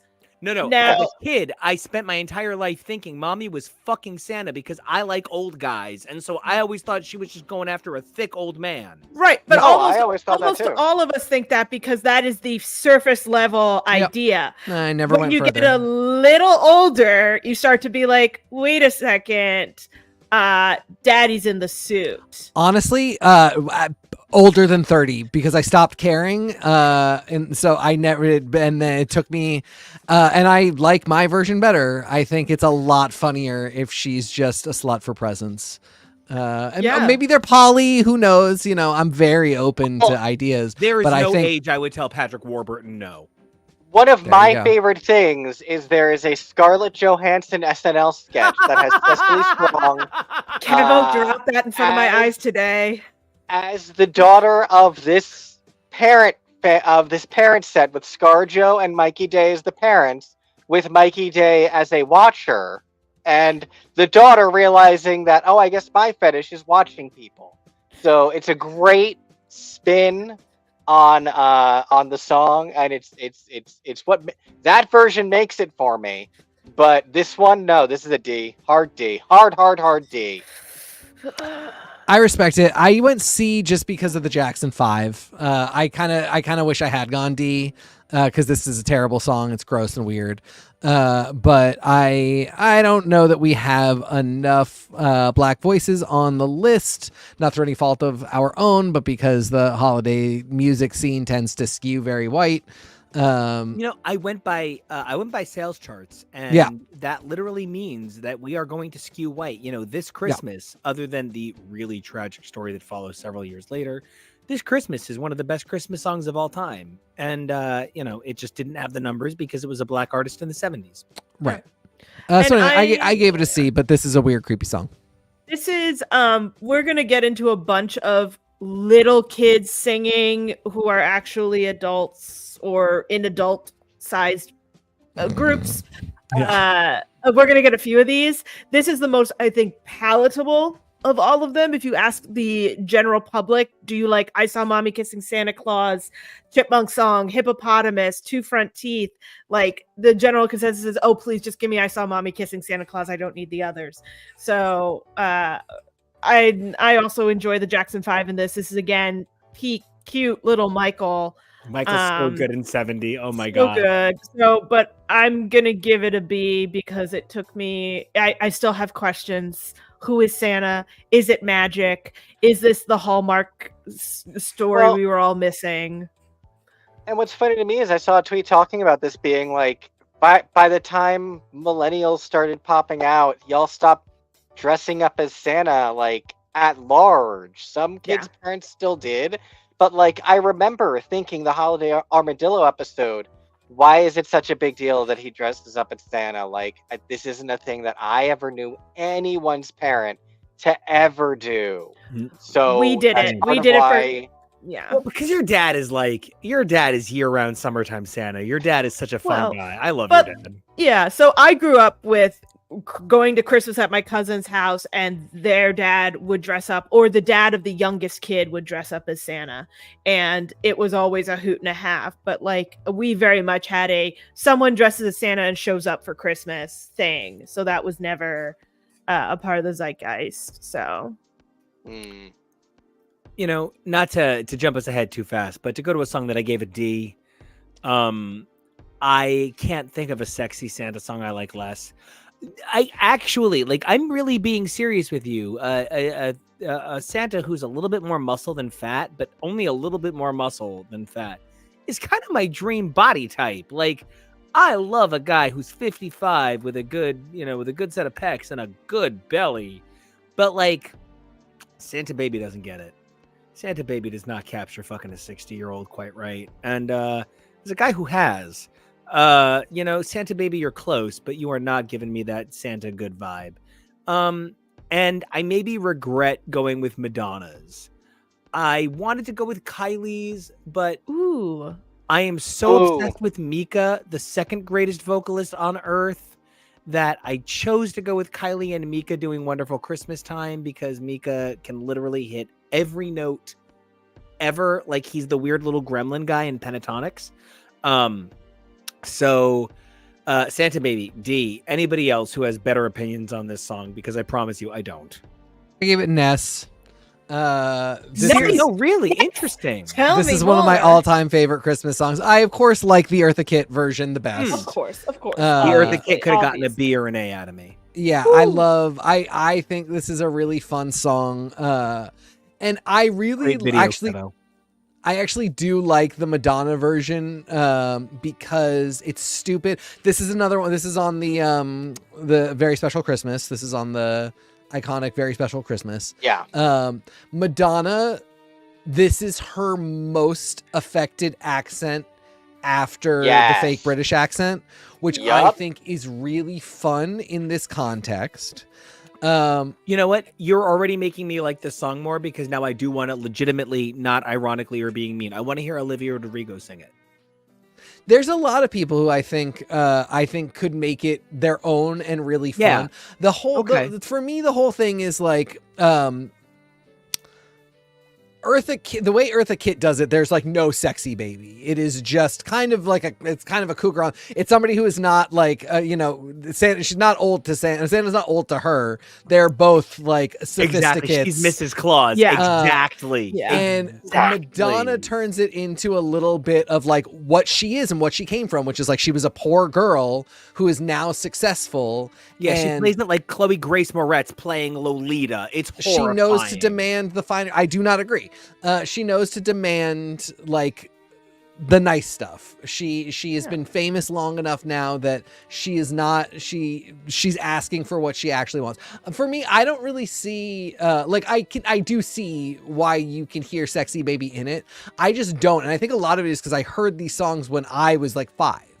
So Madonna was fully an adult. Yeah. And anyway, yeah, I love this. This is, for me, this is such a Christmas classic. This is like a song that just I associate with Christmas and it makes me happy. So anyway, that's for me. Can I be real? The performance from Madonna in this was so unique that I literally, until like today as an adult, never fully realized that the Madonna one was really the one we grew up on. Like, this is the voice I know. 100%. D100 played this all the time. Oh, yeah. And so, I think it's a great version. I'm not quite S, but I'm probably A, I want to say. Sometimes I'm not in the mood for this song, but I definitely think it's a classic.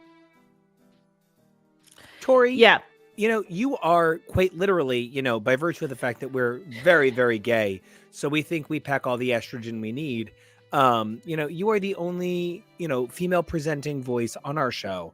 And what does Santa Baby mean to you as a woman who was told, this is like the Christmas sexy standard? Oh, I was never told that. I grew up in under a much bigger rock than that. But I love your dad, but I really get where you had a very Blue Christmas kind of house. Yeah. Oh yeah. Blue Christmas, like all of that. For me, Madonna's version is the iconic version. I love the Eartha Kitt version. I love. I've always thought of Santa Baby as a little more. These are all the things you're asking your rich boyfriend for. And if Santa himself is your rich boyfriend, so it goes. But sometimes it's just your rich boyfriend or your very rich boss who doesn't want his wife finding out. So I love this song. I will always give it a yes. I think it is one of the best female comedy Christmas songs you can pull out. I don't know how many girls at how many cabarets have taken that dive off of a piano, but I can guarantee you they have done it at least once. Each and every one of them. Respect. And I really love you framing it that way, and the idea of it being a female comedy, like she's in on the joke. The joke is that she's playing him. Yes. I really love that. I love talking about spinning these things on their head and viewing them through different social lenses like that. That's very interesting. Yeah, for sure. So that's why I love it. I think it's a great, fun song. It's also like one of those sexy songs that isn't crazy sexy, so you can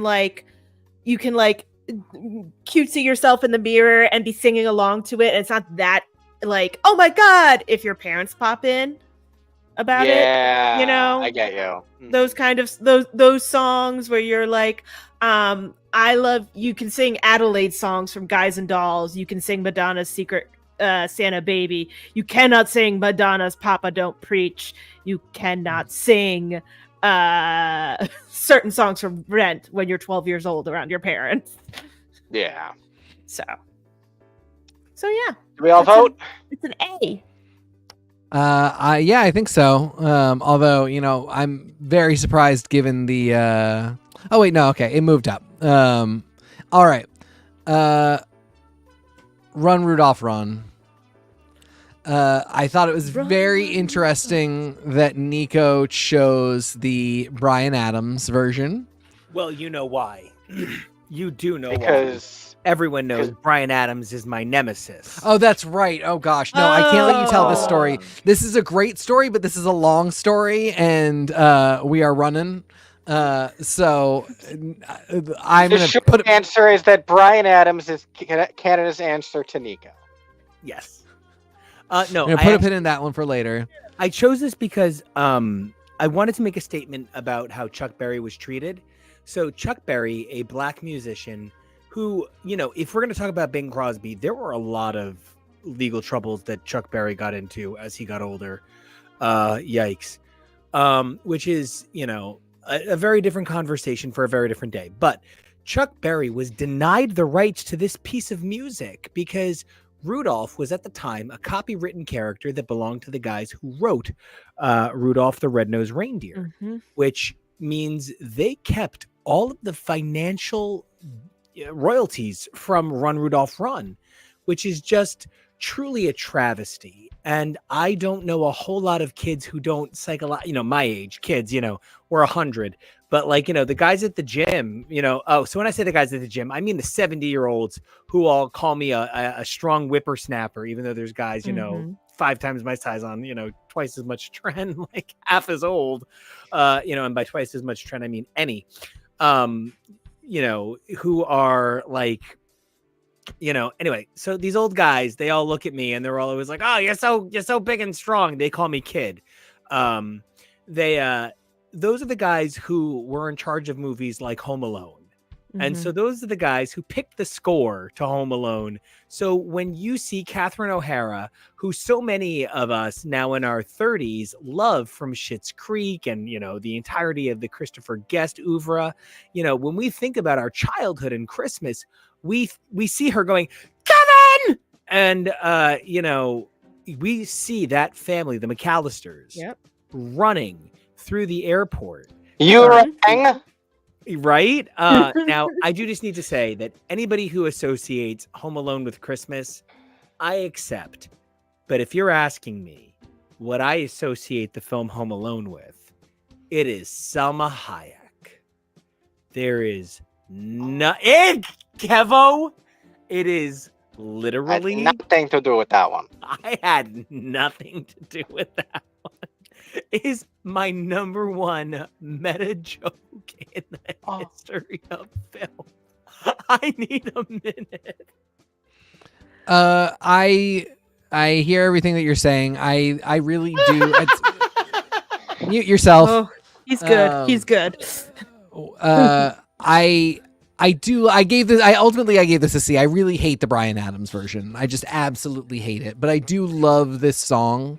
And this most recent listen through, just to take it back to Community again, I was immediately reminded of the Invasion of the Body Snatchers Community Christmas episode where Troy and Abed do Baby Boomer Santa, and the 60s, one of the 60s songs that they do is very obviously Run Rudolph Run. And that just, I don't know, it makes me smile every time. So I hate this version so much that it would have gotten a D except for that moment. Again, I just don't care about Rudolph. This is such a mixed bag of like stuff that I would love to like, but just can't get there for this particular song. So C. I don't think Bryan Adams has ever made a mistake in his entire life. So I'm giving this song an A straight up for Chuck Berry. I don't know this Bryan Adams version. I don't care. I don't know this Bryan Adams guy. I don't know him. I don't care. He's from Canada. Who cares? Big who cares? Big who cares? I immediately, like, this was the moment in the list where I was like, oh right, the Home Alone soundtrack is just all of the great like 1960s rockabilly bangers, and I love Run Rudolph, Run Rudolph. Santa's got to make it to town. So Kevo. Oh, I'm so sorry, Tori. Do you have more? I'm so sorry. No, it's an A, just strictly for that, just strictly for Chuck. Kevo, Can I tell you how I was doing stuff on my scrine, forgetting I didn't reshare my screen because I'm an idiot? No, I'm like you're a handsome gentleman doing too many things. I like went down here when you said I don't know her, and I was like, they didn't react. It's fine. Just keep going. I did in my heart of hearts. My heart of hearts has been trying to not say that every 5 minutes. Doing it. You knew I was doing it secretly. What the hell are we talking about? I thought the funniest thing as I was making the playlist this morning on my phone, because we had no power for several hours this morning. So I made this playlist for all of you to listen to all of our lovely tracks In the on dark. my phone The in the best. dark. Amazing. And so I'm seeing the comments more clearly, because I'm like looking more stridently. And one of the top comments is, "Great, just what we needed, another cover of this song." And I'm like, What covers? this is from 1987. This is a very long time before YouTube was born for you to post this comment. And it was that cover of the album that we keep talking about, where it's the super famous one that everybody had. So I was like, this is one of the versions that we all grew up with. Okay. The first album I bought with my own money was Bryan Adams' Greatest Hits when I was 7 years old. I had read that he was a songwriter and had written songs for bands like Kiss, and had also written his own music and had racked up number ones in a record number of countries at the time. And I decided I wanted to be a songwriter because Bryan Adams seemed really cool in the Summer of '69 video. So this is my Run Rudolph run for the rest of my life, always. Yeah, that's fair. I knew he had one or two songs that I was probably going to eat my hat over, but it's fine. I own Bryan Adams' first 11 records. Ooh, good. I'm proud of you, honey. I'm glad you are so stable in life that you can do that. I just keep buying them. But to a song that I don't like, actually. I don't like this song at all. I like two versions of this song so much, you cannot get me to give this song anything less than an A. Brenda Lee's version of Rockin' Around the Christmas Tree is flawless, and you're an idiot if you haven't at least enjoyed it once in your entire life. That 13-year-old girl's song. And she's still making videos now.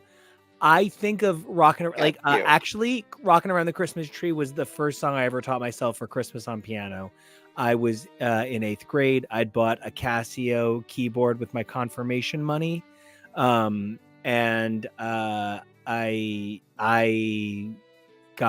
think Rockin' Around the Christmas Tree is the best Christmas song when played by Brenda Lee.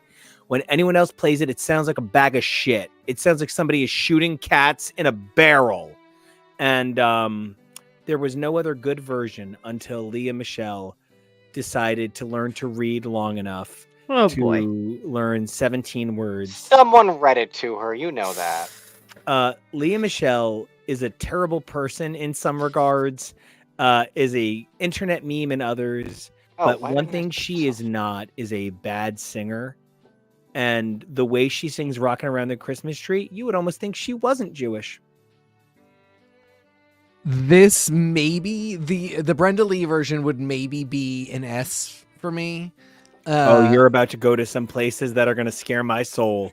Yep, the Leah Michelle version is an F. What the fuck? I almost would like to add the row Tori, so that I could you just say yes. I mean, the word I want to use is I don't care for anything other than Brenda Lee, so you will never catch me listening to this ever. Yeah.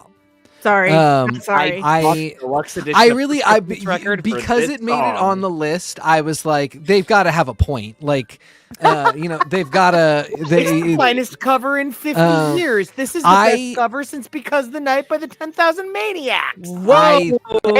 I think that's insane. The thing that just took my breath away immediately is that this is like a song by this like white girl who's like just rocking around but she doesn't have any edge to her, and yet somehow you feel the old-timey like rocking around the Christmas tree. There's how many edges does your tree have?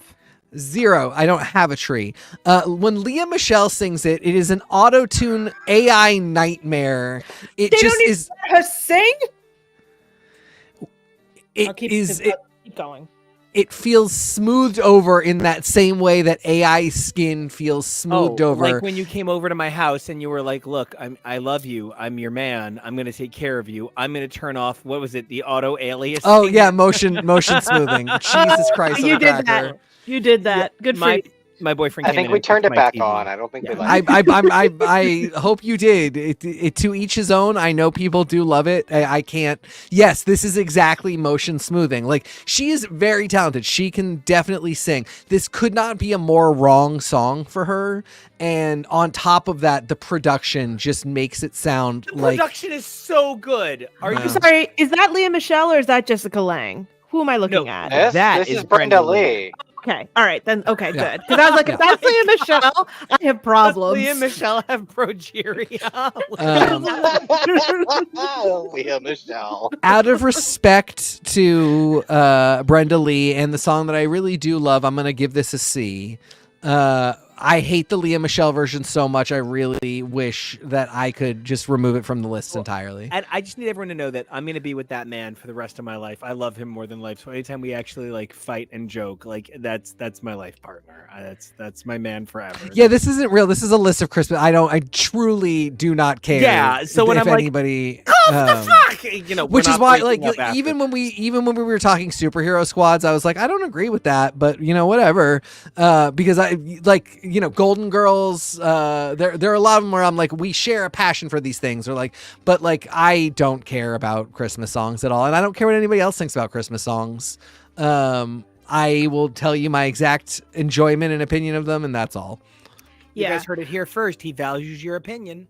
that's great. Because mine is that Brenda Lee's "Rock Around the Christmas Tree" is one of the top songs out there.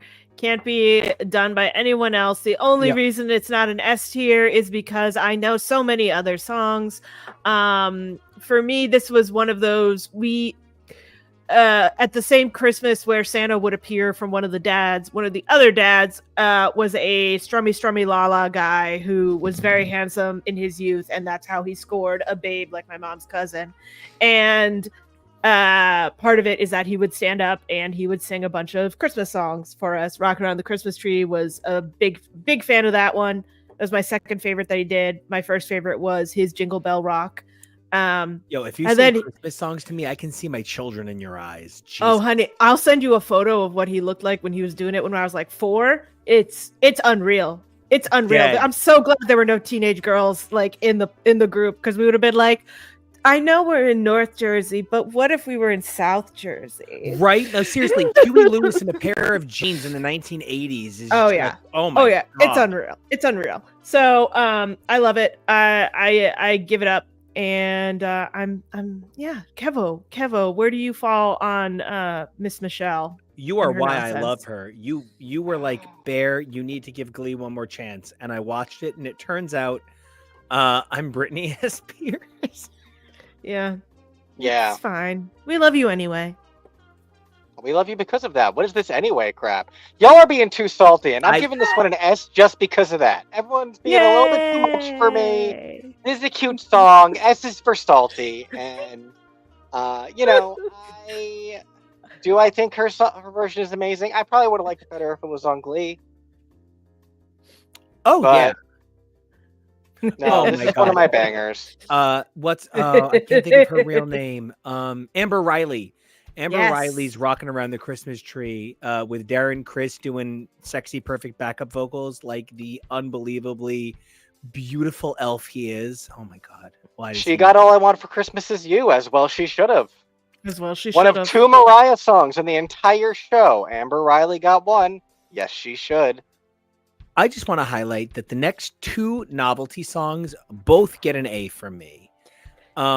You cannot convince me. So when I was in 5th grade, I had a teacher that sat my parents down, and her name was Mrs. Florence Alaco, and I just want to give her a shout out. And she said to my parents, "He is as special as you think, but my God, he is going to make so many people so angry. It's not going to matter if you can't get that mouth in check. He And they didn't. is really." He talks like an adult, but he's And now it's 7. my and problem. it's too much.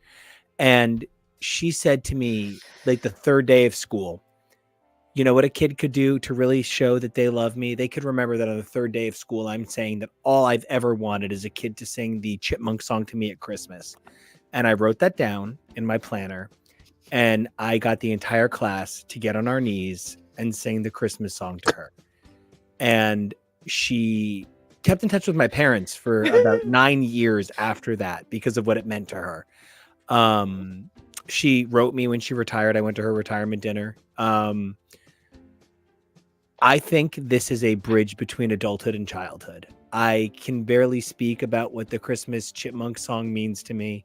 I would go on to perform it for my English teacher until I was in 9th grade and couldn't get 4 other guys to get on their knees with me. Well, 3 other guys on their knees with me. I always needed an extra person, and we always had a Dave. Ooh. I think this is the most romanticized, not romantic by any means, but romanticized children's song in history. I only wish it was reasonable to give it an S, but the Christmas Chipmunk song is one of the best memories I have of being a person. And so I can only say nice things about this song. So we're all just gonna let go Nico talking about how many guys he can get on their knees. I mean, we've got a lot more to get through, so We've Just heard it checking. before. We've heard Some- it before. yeah. I just do the Persian Wolf Also- 22 dance. I also want to say, man, the moment that my mother's perception of my husband flipped was when she realized he would have been one of her top 5 students of all time. Oh my She God, loved to nobody loves struggle, Kevo more.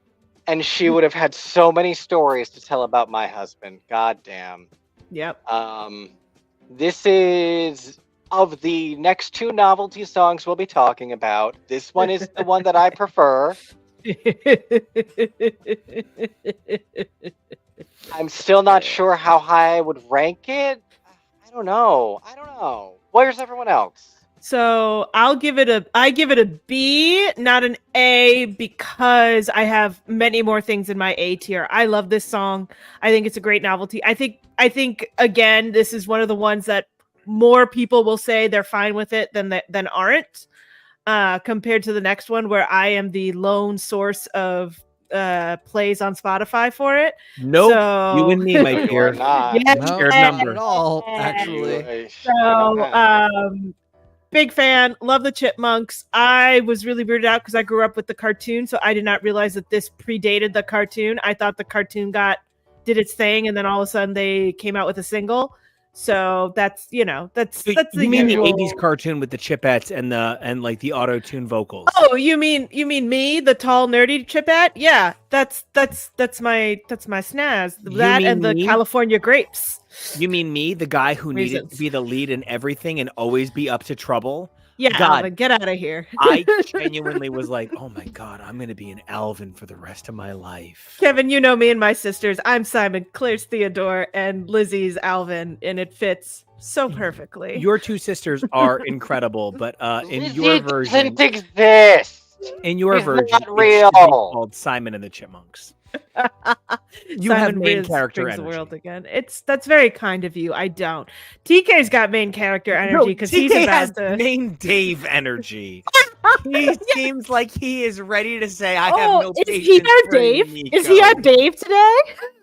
I actually give this a B. I love this song. It's really cute. It's annoying if you listen to it too much. Yeah. So that's why it's a that's B. that. I want a hula hoop. I always cute. now flash to Look Who's Talking To, with the shitty little kid from Seventh Heaven as the first baby.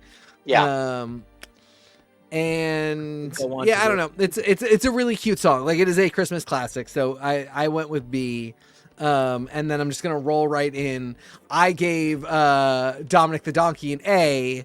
Dominic the Donkey was not a song I was super into, but it was something I was like vaguely aware of, was not super into, and then randomly these 2 like very talented choreographers who met and got married during COVID and have a very popular TikTok did a phenomenal dance to it. Yeah, they did. For Christmas, I want to say 2021, and it tickled me so much that I just have, for every year since, every Christmas, I just sing Dominic the Donkey to myself constantly, and I find it very fun and I love the idea that like I know nothing about Italian Christmas traditions. I don't know if an Italian Christmas donkey is a thing. Fish.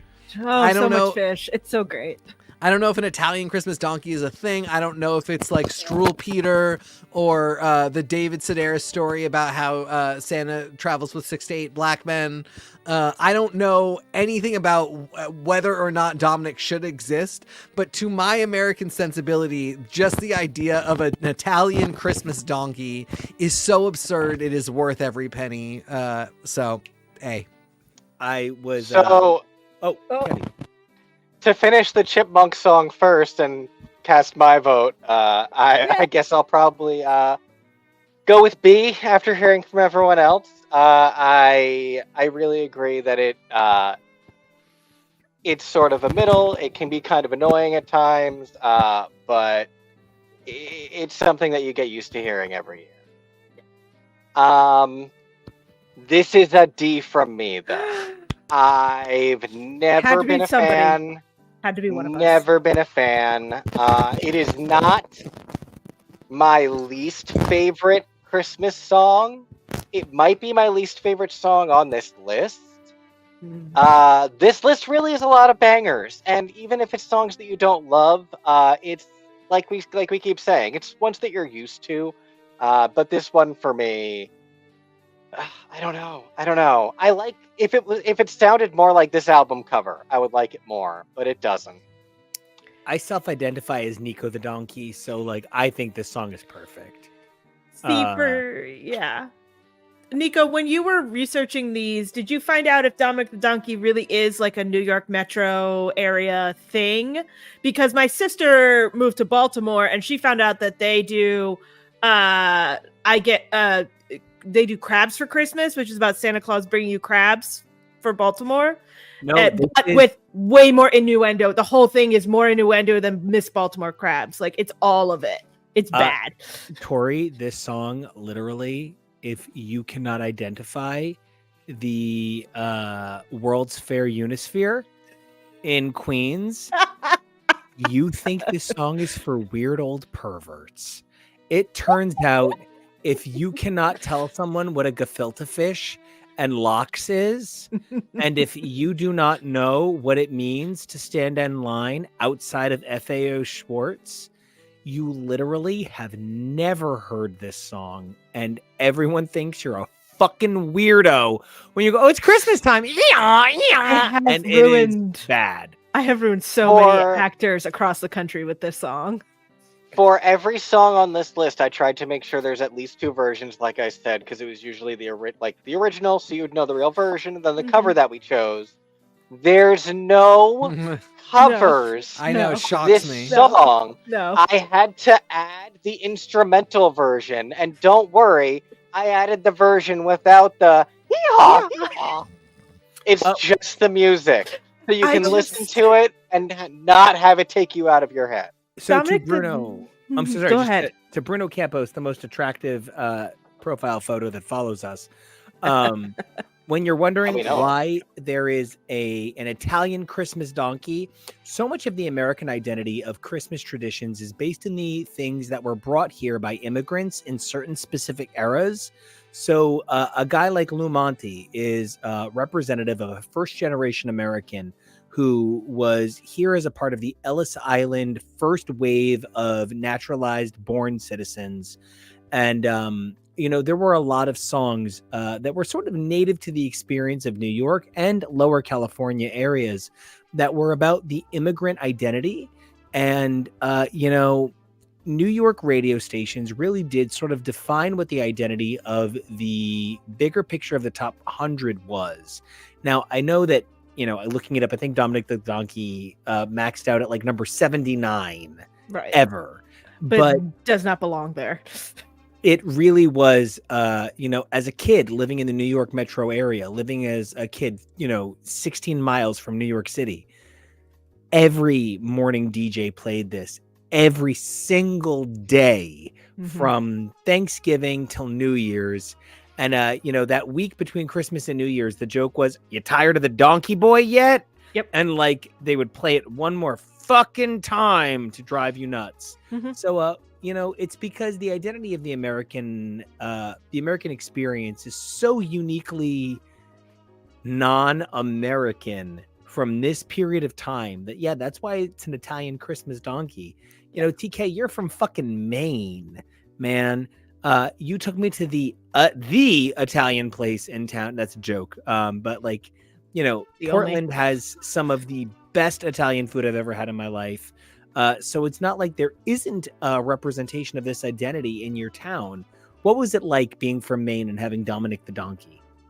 We didn't. What? But that's no. I mean, like that is entirely possibly a me thing. I did not.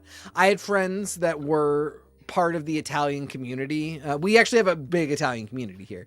But like I just didn't do Christmas with them. And so I had never encountered the song until I moved to New York. Didn't do the 7 courses. That says a lot. Yeah. Yeah. See, for me, also the thing about this time period is that there's also a huge amount of Italian American songs that aren't just Frank Sinatra and and his Rat Pack. Like there's so many of them going on. Mambo Freaking, Italiano, like, Camp Granada, like all of these songs that are just like on the verge of being absolutely ridiculous.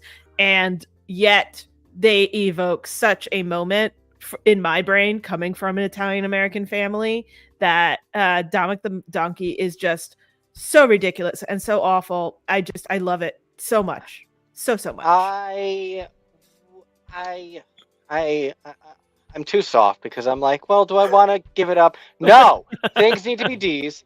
But give it a D. It's one of those things where I will enjoy the song with you, TK, but the culture that they are describing around the song, it just reminds me of my dad and his jackass family, and them being annoying about songs like this. That's why I gave Springsteen a C. You have every right. Do exactly as you choose. And yeah, exactly. And with that one, I gave it a higher grade due to the spirit of the song. Yeah. But that sort of jackass. There is no spirit to this song. There's no better angel to this song. It is what it is. And I guess it mostly is going to depend on your crowd. And I guess we are going to spend the rest of our lives building a better memory of this song together. But today, here and now, I'm going to go ahead and do it. Respect. Speaking of songs, though, that are unique to the New York area, don't get me wrong. Mariah Carey's All I Want for Christmas is considered a Christmas staple, but Darlene Love has performed a regular Christmas show in New York for like 50 fucking years. And the Darlene Love Christmas show is a staple of New York theater. So when we're talking about songs like Christmas Baby Please Come Home, we're not just talking about songs that define a generation of Christmas songs. We're talking about songs that if you can't sing, don't get on the fucking L train. Just don't. This is a New York staple. This is the heartbeat of a New York Christmas. I give it an A. I think it is truly a perfect song. Darlene Love recently said her 2 favorite versions of the song are Mariah Carey's, because it's like if somebody did the original but had like a really crazy good voice, and the U2 version, because the U2 version is completely unrelated to the original. I think it's really special that in 2023, she sat down with my personal favorite person to impersonate, Cher, and re-recorded the song. That said, they've both seen better vocal days. This is here just to remind everybody that Darlene Love is still fucking killing it. But Christmas Baby Please Come Home is just about the most New York Christmas song can be. It's very interesting that you say that. I've never even once associated it with New York. Really? Even... This is Fifth Avenue to me. So I gave this a B because the Cher version isn't good. My version is by Death Cab. I really love it. Okay, that is a great version. It's a great version. It's the perfect song for Ben Gibbard. That and Earth Angel. I really wish they had just like submitted at a certain point and just done Which freaky metal band did Earth Angel? I don't know. Oh shit. Look that up. Yeah, unfortunately I just don't like the Cher one. This is like, it's lacking all of the production charm that the ABBA album did, where I think, she really put her whole shrussy into it. There was just kind of none of that here. I love the idea of her doing this song, but it just doesn't pan out. So it's a B. The original is definitely an A, verging on S, and it probably would be an S if it was the Death Cab version. Please, everybody. Yeah, Darlene Love is right up there with the major crooners for me in Christmas songs. There is nothing like Darlene Love to get you going. I love it. I love it. I don't care about Cher in this song, so it's fine. So it's an A tier for me. If it really was the original, I would have a much harder time putting it in an A instead of an S. But here it is a comfortable A. Kevo, this literally goes in that category of songs you just cannot like. Like, I mean, maybe you even like this one, but it is maudlin. It's slow. It's sad. If this song hits for you, it's because it's a magical song. But, how do you feel about Christmas Baby Please Come Home? No, this is the upbeat sad that I'm always talking about. This is peppy. It's desperate and pleading, but it's happy. It's full. It's got full instrumentation, which I love. You're like, this one isn't going to be for you, and I'm sitting over here thinking, God, are they going to yell at me for giving something an S again? No, this is the song that you get dramatic to while singing, while putting up your decorations. We are just sing it. You go full Jennifer Holiday on this. Yeah, you like big arms every time. I always think of real Darlene Love showing up at the end of the New Girl Christmas episode to sing this as a gift from Robbie to Jess, and I always think, this song is so maudlin and it's so appropriate because your relationship isn't going to last, so it's almost funny. And that helps me, loop back around to enjoying it again. Bruno Campos says, ooh, Gremlins. Was this song in Gremlins? Or is he just saying Gremlins? Did someone say Gremlins? I didn't say Gremlins. Is Christmas. I don't know if this Gremlins is 2 is. Are both Gremlins, or is it just the second one? I think the first one is also Gremlins. Oh, I guess it's in the opening. Are Gremlins? Oh, yeah. And then I guess fast forward. I just never really thought of that. I just go right to any. Okay. Anyway. Well, speaking of things that people associate with a specific film, there is no Christmas movie that has a song so uniquely set to it the way Christmas Time Is Here belongs to the Charlie Brown Christmas special. The Vince Guaraldi trio, this song has been released a few times, both with vocals and without. I agree. Christmas is horrible. But as a guy who played the viola in an orchestral performance of this that was recorded and released, let me tell you,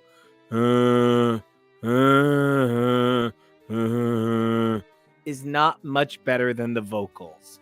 That said, if you don't give this an A, get out of my life. Oh, this Nico. this is. I got some bad news for you. This is an S tier for me. I'm sir. sorry. Yes, that's what I meant. I'm so sorry. Sir. I forgot that there's something above A. I'm so sorry.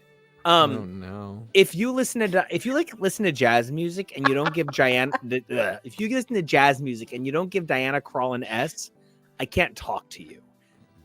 If you listen to Christmas music and you don't give this an S, I don't know how to talk to you. So TK, we're gonna skip you because it sounds like you're not my friend today. Well, I'd like to pipe up for A, the love of peanuts, and this song and the Lululus that get stuck in your head, and it's just charming and sweet. And this was also part of those songs they used to play on the Weather Channel when they'd be scrolling through all the counties of snow.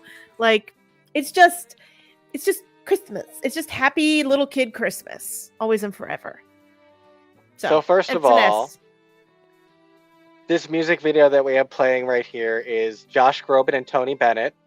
So these animated men are meant to be Josh Groban and Tony Bennett. and Oh, this they're is not married.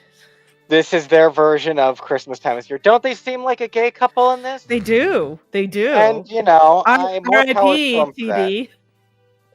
I want to say that this is probably a C for me.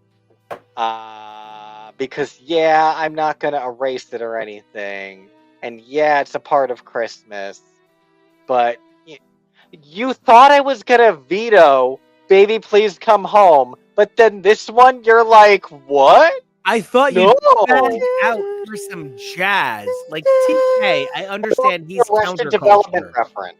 TK is like MXPX in a world full of RuPauls. Like, I Ooh. understand he is beautiful counterculture existing Nico. within the beautiful counterculture.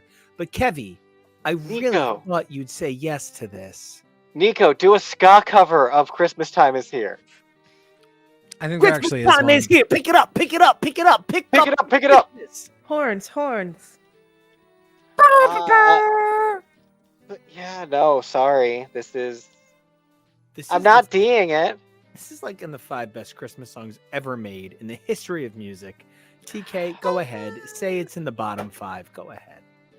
Not in the bottom 5. I give it a C. It's annoying. It's annoying. It's sad. It's creepy. It's happy and beautiful. Probably to somebody.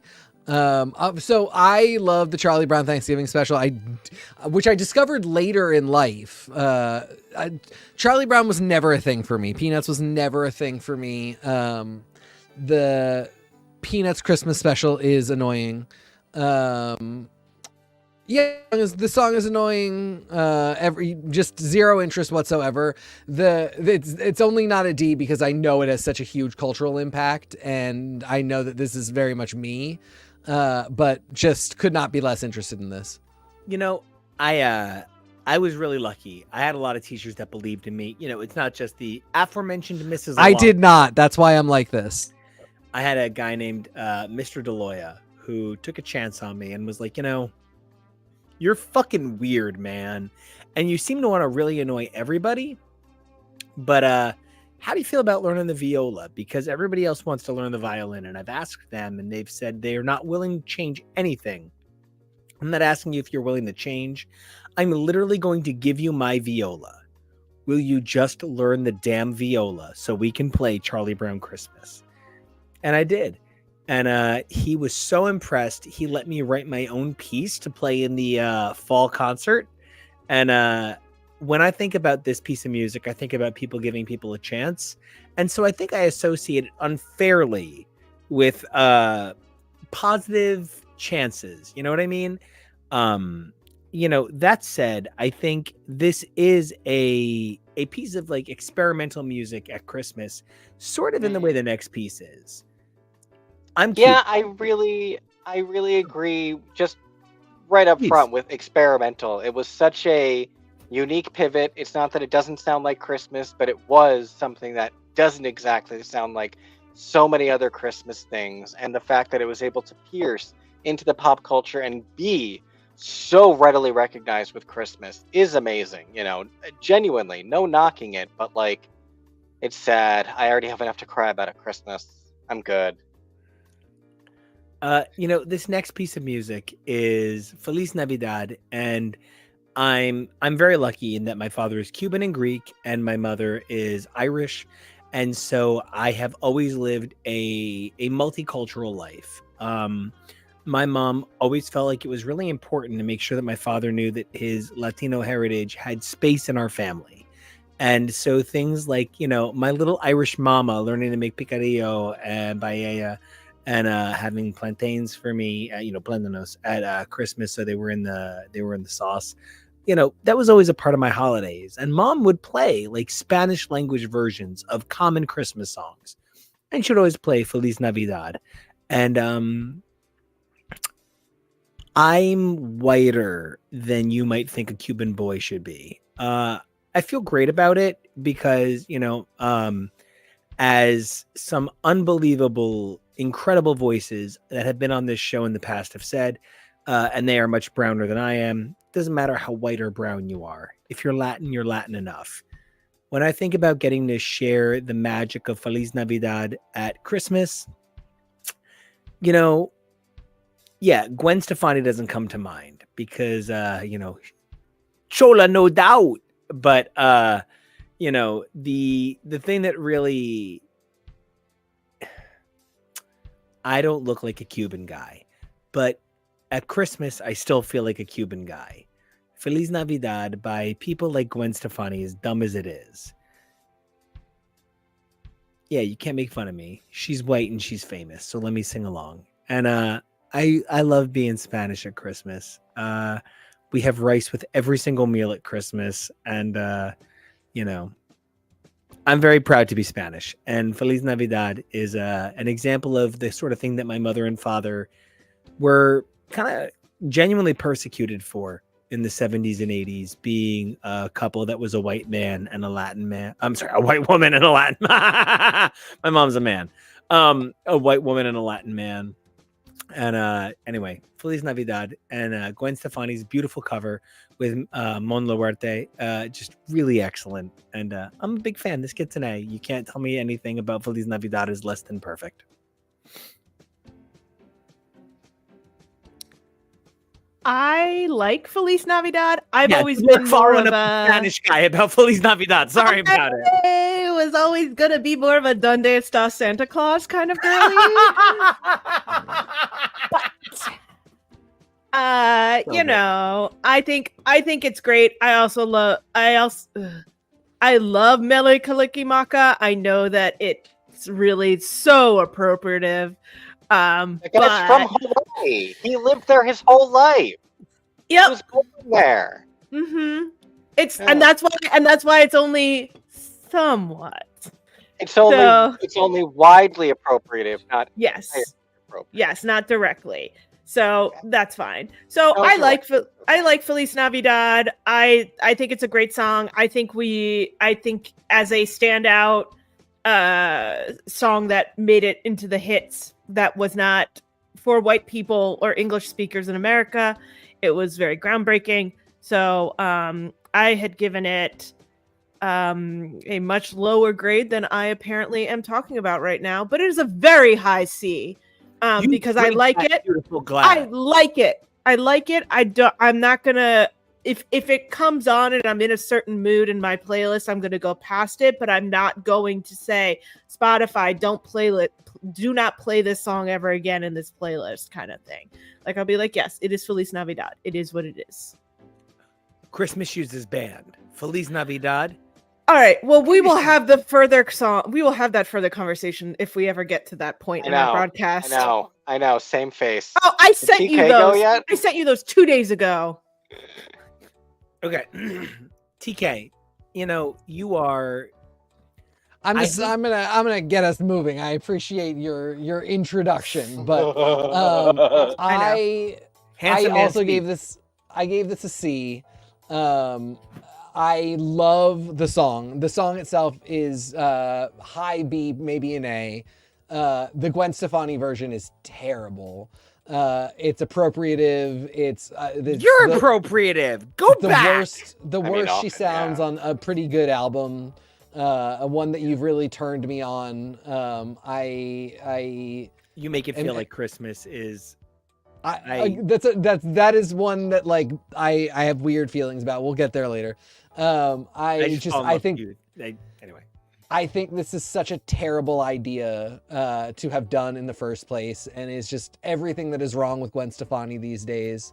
Don't speak then. There's so many other things wrong with her. Yes, that's true. It's not just this, but this is truly tragic. Couldn't you just spell out Christmas for us once, or Hanukkah maybe, and then we could all learn something? Truly. And then people could spell Hanukkah. I learned why they can't. There's a thing. But Racist. I really do love the original. So C was, kind of the compromise there.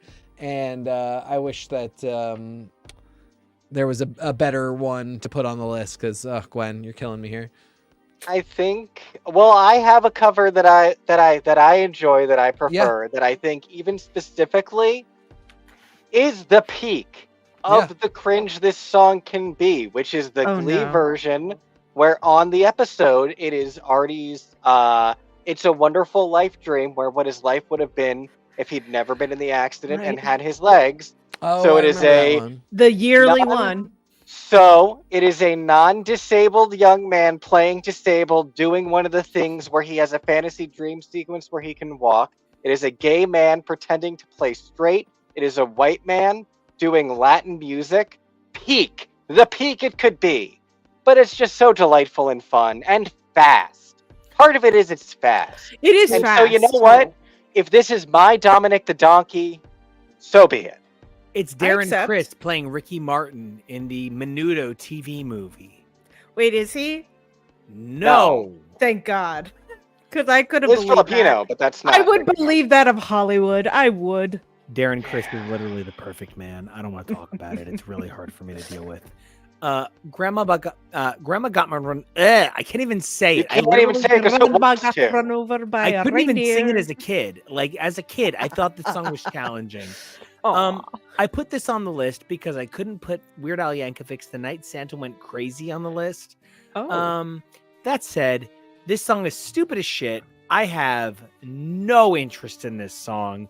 This song is garbage. As a kid, I was obsessed with it. As an adult, I can't figure out why I liked it. That said, Poe, clearly as an artist in like 1996 with a burgeoning music career, said, "What are the chords to this song?" Sat down and kind of jazzed it out. Yeah, you know what? She proves that Grandma Got Run Over by a Reindeer can be a B, but I give it a solid B. This is a, oh my God, it's lost in the shuffle. I don't even know where that album cover. Oh, there it is. B. This is a B level for me. I like it. I always enjoy the weird songs a little too much for normal people, just because it's nice to break up the maudlin with something a little more cheerful. So I do like Grandma Got Run Over by a Reindeer. I also do enjoy the cartoon version that we got at a certain point, just because it's fun to have a movie about grandma getting run over by reindeer. But it's fine. It's fine. I included because I discovered it. I've never seen that one. I remember the commercials for it in high school. I don't Vaguely, remember. yeah. I never watched it, but I remember the commercials a lot because they used the song, of course. Mhm. And doing the playlist for this, I discovered from that there is a I guess continuation. Grandpa's gonna sue the pants off Santa. This is Judy's turn to cry all it's- over again. Yes, it is. Stop it. Thank you. You, Thank you. Tori, Ah. there is a reason I have created multiple Tori's the comic properties best. with you. I don't even know what to say. You are This is. Yeah. And you are a Brenda Walsh in the Sea of Valeries. Oh. but see, this to me justifies the existence of Grandma Got Run Over by a Reindeer because I genuinely thought this was so flipping funny when I saw it that it's this it's Calypso number too. So like, sometimes something will come along and you'll be like, you know what, I hated this for 35 years. And now it's all been worth it. Yep. Here we are. Perfection. Still gonna give the song a D because I need to fill up my D tier. Well, Bruno well- asked Daphne from Scooby Doo. No, it's Kind just of. animation. It's just her. Yeah, it's just her trace. Yeah. TK, how does your grandmother feel about reindeer? Who the fuck knows? I don't talk to that woman. I Fair. gave this a B because of the Poe version. I really do hate this song a lot though, but Poe deserved better in her career and everything she does charms me a little bit. The original song is an F. It might even be just expelled from the school, never to be graded. But you know, Poe took the trash and turned it into just a little bit of treasure. So thanks, girl. You deserve better. That Yule log just sometimes wafts the smoke into the house. exactly. It does. Of I course. seriously thought I was muted. Next Horrifying. Well, up. that's sad. Hey, listen, I started off this episode coughing. Like we're doing great. Great. Christmas tuberculosis. Yeah.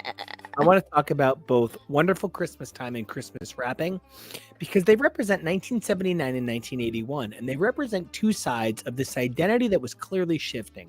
1979 had elements of, sort of like Wings, the Beatles. I'd always thought Wonderful Christmas Time was a song by Wings, but it turns out it's sort of like the first post-Wings Paul McCartney song. Mm.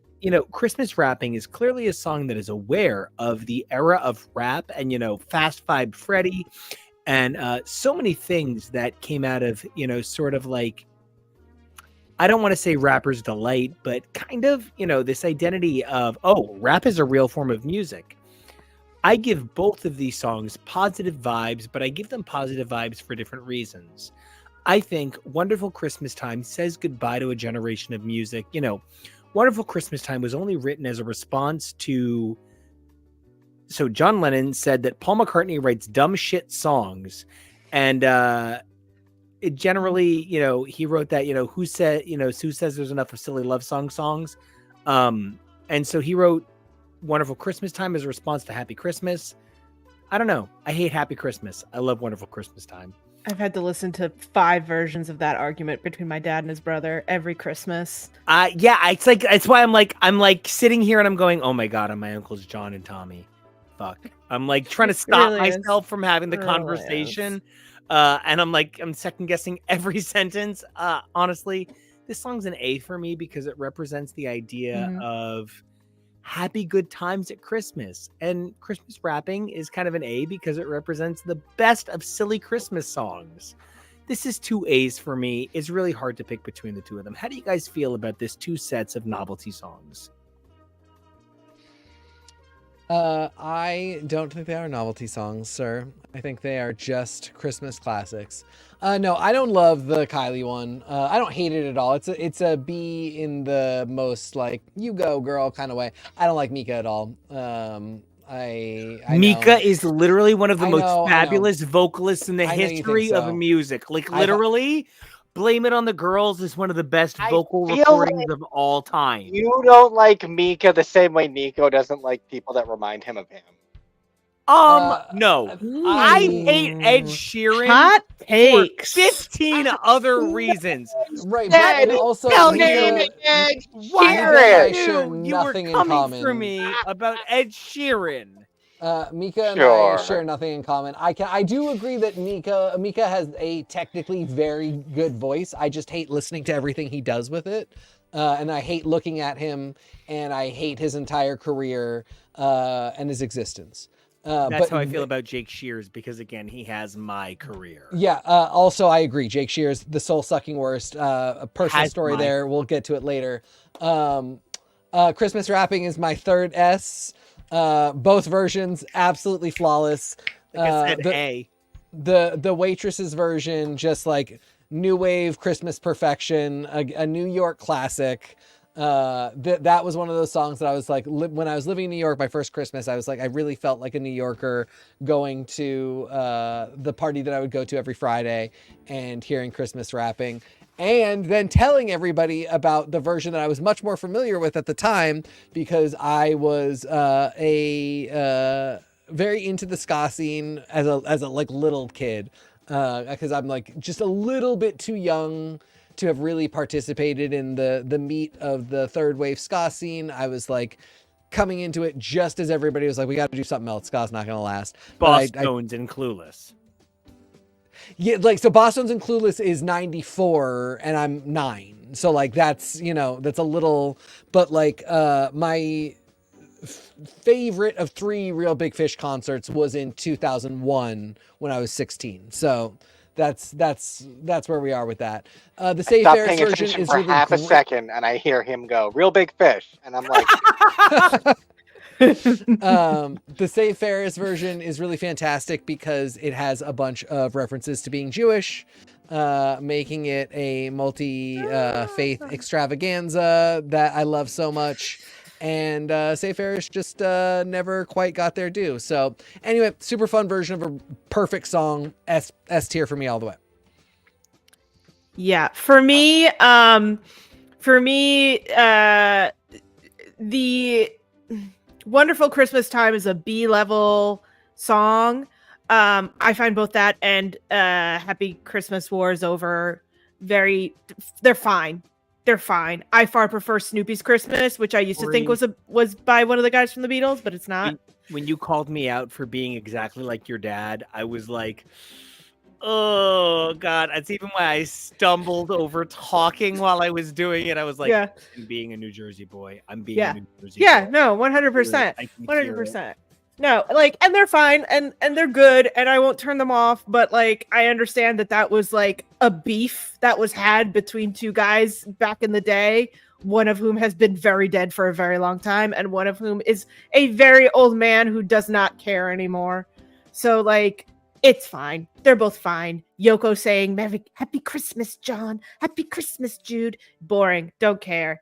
But Christmas rapping, I care a lot. It's one of my top songs by the Waitresses. I will sing it. It was that perfect. You're 17. You're just figuring out that you don't like your family. You don't want to do it, but like you still love Christmas as a whole because you remember that's like the one point of joy in your life.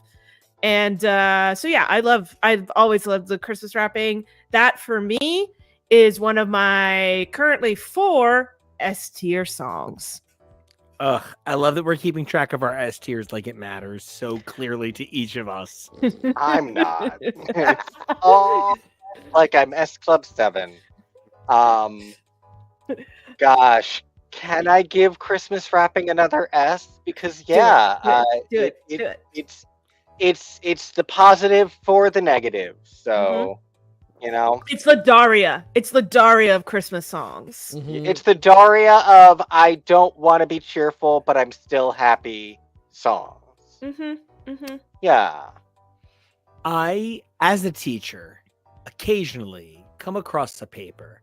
I remember once a student turned in a paper, and the topic was specifically, is it sometimes important to break the rules to do what's right? And this student turned in a paper that once said, I one time saw a movie, and in it, a white priest helped some black slaves escape. He got them to a river.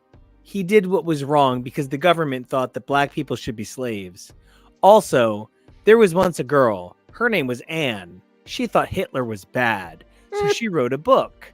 And in that book, she said Hitler was bad. She thought that Hitler was wrong, and Hitler thought that Jews were basically garbage. Anyway, Hitler defeated Anne, and that is why it is important that sometimes people do what is right against the rules. I am literally fucking telling you that hit the point better than our next song did.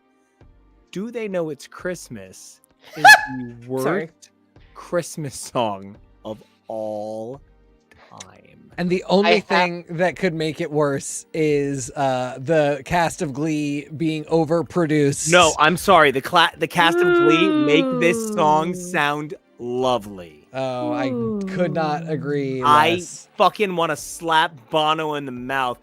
Tonight, think of them. Yeah. It's I'm not giving them any more screen time. Honestly, I do think that the Glee casting it could be good, but this is one of those things where it's the problem that I have with Leah Michelle, it's the problem that I have with Cher, the desperate need to ensure that there is not a single non-McDonald's-ized version of the vocal. Every vocal needs to be completely homogenous, totally smooth, not a single, it's not like let's make them sound their best. most in smoothing. The whole show is fast food. Why would I want the music to sound different?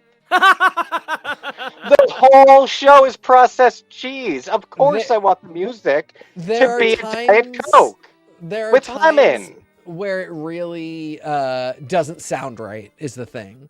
There are times where doing that just doesn't sound right. There are a lot of times where it works fantastically, and I have a lot of fun with the songs. This is an example of one. Well, no, for me, Glee always works best when the songs fit in properly, as opposed to them just being like, let's just slap a couple songs that are semi-thematically involved in here and we'll just bop. Like, I've never cared. Yeah. So the song is whatever. Do they know it's Christmas time? Are they Christian? Who gives a flying? That So, is like, my for me, deepest problem with the song. This song for me is a C level because it's not a D level. Like, it's still a song where I'm like, yeah, okay, fine. Like, it's such a modern classic that I'm like, it can survive, but it's not getting anything above a C. This is a very low C. This is you are on dangerous ground, sir. C. They're on the dangerous ground for me, so I gave it a D. Yeah. Me watching Glee live on camera is S. But this song, yeah, no, I don't expect any pushback on where this song is going to end up falling. We picked Glee to try and give it any amount of fighting chance, but there is none. All right. So we're gonna use this as an opportunity to move to our next song. I mean, to be honest, I think Last Christmas is like a B-. I just think it's sung by like the greatest vocalist of his generation. George Michael could sing me the phone book, and I would think it is Helen Mirren playing Batman. It is so good. It is so perfect. It is so right. The song is actually just stupid. But Jimmy Eat World found the like 7 really positive, high energy notes. It's like kicks are boring, berry kicks are delicious. That's how I feel about the Jimmy Eat World version of Last Christmas. This is a fucking A, man. This is my second to last S tier. Whoa. Yeah. This is purely me. I just love Jimmy Eat World a lot. So I went from being very deep in the ska scene and watching that crumble before my very eyes to being very deep in the emo scene. Oh, you couldn't pick it up. That sounds about right. So you blacked your wrists and so you put it down. No, I did. I it's such an elder emo that I'm out by Hawthorne Heights. Oh, Jesus Christ. You're pre-Midtown. That's rough. God, I wish I could hate you for the rest of my life. Yeah, like 99 is about where it starts. So honestly, when we were talking Jimmy Eat World Christmas songs, I almost was like, we should do 12/23/95. But this is a better song. This is a great cover by a great band. I love this song very much. I discovered this through the OC, right? They used this on the OC? Yeah. Yep, that's correct. On their album. That's a great It had been out for a while before that. They didn't do deluxes then, so this was not originally this was originally only in Japan. Yeah. Sorry. Ooh. Yeah, sorry. I'm just finding out that Jimmy Eat World's debut album didn't have the middle on it, so this is a tough one for me. They sure didn't. And amusingly, Jim Adkins was not the original lead singer of Jimmy Eat World. Yeah, that's the fucking craziest thing. The Bleed American is the first album. Phil Collins bullshit. Yeah, Bleed American is the first album where he sings every track. He had sung a few before that, but he was not the lead singer of the band. It's why he looks so terrified in Praise Chorus. Yeah. So Last Christmas, I knew that would make you laugh on air. Last Christmas is a weird one for me because it is a maudlin but a bop. It's very much about a breakup, and for some reason as a kid, breakup Christmas songs never hit it for me. I'm far more interested in the vast amounts of crazy covers that have come out of this and how no one is actually good at this song. I feel like it's in like a white Christmas kind of number. It's not a hard song. It's just that nobody can capture the moment of Wham doing it. Not even Taylor Swift's fans can say that she did a good cover. And the movie that came out recently with Henry Golding and that Khaleesi lady is one of those movies where I figured out from the trailer what the twist was going to be. Sorry, Emma Thompson, can't help you. So for me, this one was a B. Okay. No. I guess I'll give this a C because it's it's the staple thing. If Jimmy World had never done this cover, it would be a D and out for me. I find it maudlin. The only good use I have ever found for this song is that TikTok of Sebastian Stan where he starts screaming at the end. I love that. Tori, if you pull back, you look like the Homer Simpson meme. So you need to start capitalizing on that in future broadcasts. You always need to be in front of Shrub. Oh my god, that's amazing. Yeah. And it's not for me, dog. It sounds like it's on ketamine. It's not for me. Listen, That's bros, why I love it.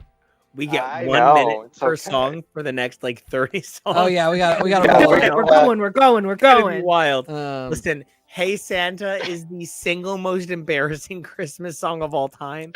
What's crazy is the parents of the Wilson sisters. One of them is Brian Wilson, the greatest musician of all time. So it's sort of crazy to me that Hey Santa isn't an ultimate Christmas classic, but you find me I mean, one it's not like he faggot- wrote "Hold On." No, but you find me one faggot that doesn't know how to go, Hey Santa. You see? Yeah. And you don't even like Christmas music. So No, but this is a B for me. it's an A. You're crazy. I thought I was being so generous with that B. I was like, this is actually a complete Stop failure being of a song, drunk. but I love it. No. This is a D for me. I don't know. I Yes, don't know Tori, this. I don't go know her. girl. I don't know her at all. I didn't even know this was the Wilson sisters. I saw Carney and Wendy Wilson. I went, who are these children? Who are these babies? And that now it says 1993, and you said Wilson sisters, and I went, oh, those girls from the commercials. So yeah, no, this is a D for me. I don't know this song. Zero understanding. Oh. None. If there's a Mariah Carey gift, this is the time for it. Respects. You What? kill on What? Drag Race. Oh my god. No, sorry, we gotta move. We gotta go. I don't know any of hers. Kevo, what you got? I mean, yeah, it's such a weird one, and it's such a weird and embarrassing one. Embarrassing. Oh my But do you live for the embarrassment, or do you just wish this was over? That's the question. How drunk I am, man. That's the question. Well, do we have any Twisted Teas or Trulies in the house right now? TBH. Right? Are the TBH, spirits this in the room mug. with you? Yeah, this mug has helped me through a lot of choices right now. We're gonna go with. It would be C, but I'll give it a B because hilarious. All right. Now I need to be really clear with everybody here. There are very few people in this list that oh god, I'm just gonna be honest. Like Mariah Carey, I love her as much as I love my husband. We know. Here's the thing. I would fucking blind myself if she told me to. It would be like really weird because people would be standing near me and I'd be like, I guess I gotta do this. Bye guys. And like I would just take my eyes out. I love this woman so much, it's fucking stupid. He's not giving this an S tier. This is the dumbest fucking song she's ever done. I think this song is great, but I don't even think she's done the best version of it. This song is really, really good, but Mariah Carey's best Christmas song of all time is Mark Sheehan's Christmas Time is in the Air Again. Number 2 is her cover of Darlene Love's Baby Please Come Home. Her number 3 is the Ariana Grande and Jennifer Hudson cover of Osana. And number 4 is her own cover of I Still Believe by Brenda K. Starr, because the word believe is in the cover title. I would put this at number 5. What's your grade for the tier though, Nico? S, so nobody shoots me, but it really would be B. Okay. Mine's Mine's an B A. then. Yeah. Mine's an A. This is a Christmas classic, and for me it is the gold standard of modern Christmas songs that become classics. Yeah. So that's it gets an A for that. I hear everything you're saying. Like technically, pop music wise, it's clearly not that great, and yet it has somehow managed to stand the test of time. And I don't hate when I hear it every year. I just can't hear it too much. Yeah, this is an S for me because of all the modern classics, it is the one to kind of measure yourself against. It is an excellent showing for a original Christmas song on an album of original Christmas songs. Yes. I don't. There are very few Christmas albums from pop stars that go as hard as she did on their Christmas albums. Kelly Clarkson's coming up. That's another one, but I don't know what covers you have who can do this better. Please send them my way. This is the kind of voice that reaches for the stars, that is going to do the thing. It's got fond memories of a stupid section of Love Actually as part of it. Like it's a great. You can't put a Juggernaut in the A section and pretend like the S section is going to be better. That's just not a reality in my mind. Kevo?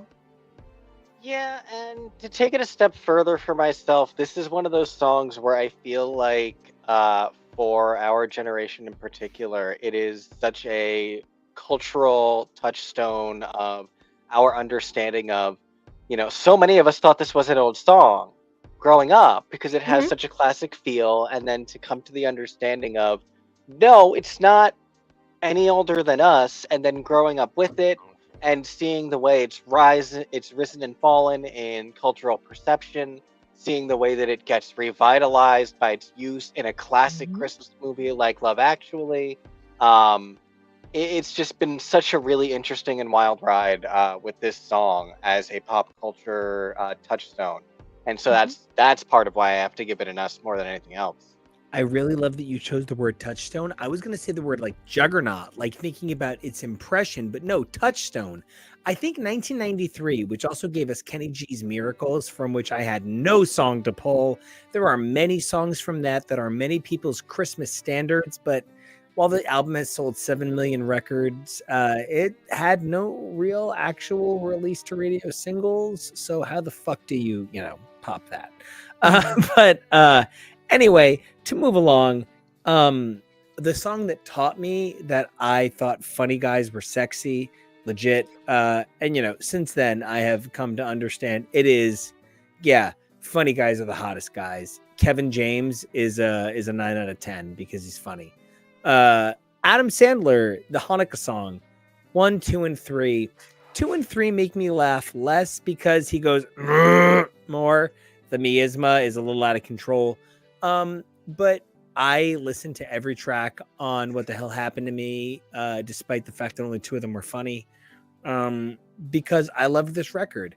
This is an S quality song.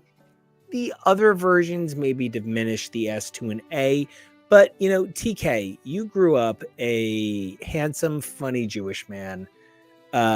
You are also an amazing producer and a very funny guy. What was it like having a cultural touchstone moment in a world that's just Christmas songs? I grew up a chubby, awkward Jewish boy. I really appreciated it at the time. Cannot stand it now. Is there is it that the culture has changed or you've changed? Both. Great. This is really of that era. Our parents, for some reason, got so assimilationist that they bought into this idea that Hanukkah needed to be Jewish Christmas.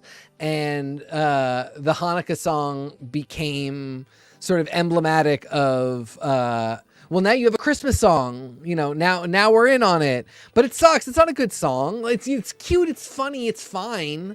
But, I don't want to listen to it the way I want to listen to even, All I Want for Christmas. Heard it a billion times.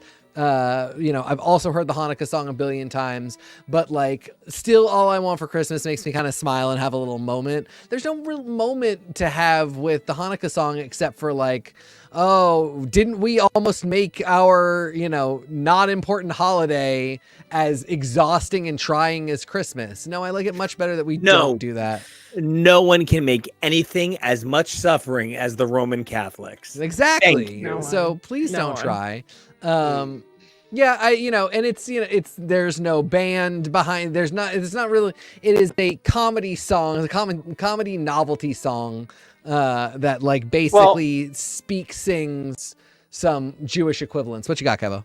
That's actually why I like number 3 the most, because that's the one that does have a band, and it's got the child chorus. It's the one that has the most production. So that's the one that I like. And it was cute to see how it evolved over the years. It was a really nice and important effort that he made to continue to try and update it to be like, please don't just point to my song in this one list of Jewish celebrities, because here's some more, and now here's some more. And that's a really great take on it. Didn't really do much for the problem, though, because people who try to come at problems like that usually don't. So I really, really get where TK is coming from overall with it. And so I probably would give it a C. Yeah. Because I don't want to come too hard at it, but like, yeah. No, I mean, I gave it a C for that. Like, I'm glad there's a Hanukkah song. I think it's fun. I just don't think there's anything like great about it. Like, yeah. As someone whose only understanding of Hanukkah songs was whatever mild version of dreidel song they chose for like the elementary school choir. Well, like, there's no more clay, so we got to update those lyrics. So I was delighted when I learned about this song in my teens, much later after everyone else figured out about it. I found it wonderful. I found it charming. I found it kind of exciting to learn that so many celebrities were Jewish. I thought that was so fun because I could have told you that outside of the one Jewish kid in my class that everyone was Catholic, and I didn't understand what Protestants were until I was like 11, like a stupidly old age. Cranford. So for me, I love this song. I think it's an S tier just straight off the fact of that it could climb so high in a season that's not about it. But I also fully understand that I'm coming at it from a very, very Catholic Christmas based world. So. And this is one of those ones. If you love it, that's all that matters, and that's all that the ranking is. I don't want anybody being like, it's the same thing. Like I didn't give Feliz Navidad a better grade because it meant something to Nico, because I just don't like that version. And like I don't want anybody being like, well, this song sucks because I didn't like it. Yeah. All right. Well. Meanwhile, why Nico was dressed this way? Okay. Oh, yeah. Well, he has a real Mark scarf, but that's his fashion Mark scarf. Yeah, this is my fashion Mark scarf. I do have the actual Mark scarf. I'm going to keep it short. I have been staged in Rent by the Broadway cast of Rent on the stage and performed as the waiter alongside Carmine Allers, the Broadway Mimi, playing the role of Mimi. I'm uniquely connected to the show Rent. It is the greatest Broadway show of all time. Seasons of Love is a Christmas song in that it is performed on Christmas Day at about 1 a.m. Every year Rent was open after the year 1999 with my dad go see Rent on December 23rd. That was my dad and my's tradition. We would see it literally every year. I've seen Rent something like 37 times.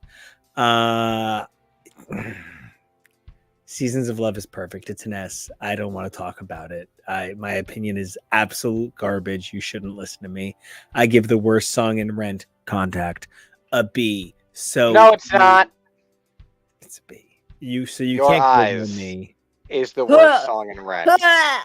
Ooh, no, Your Eyes isn't in Rent, because if it was, there'd be an F minus, and Your Eyes is simply not in Rent. I can't believe you would do this to me on Christmas. This was a D for me. I hate the song the most in a musical full of songs that I don't particularly like anymore. And a few that I do, sure. My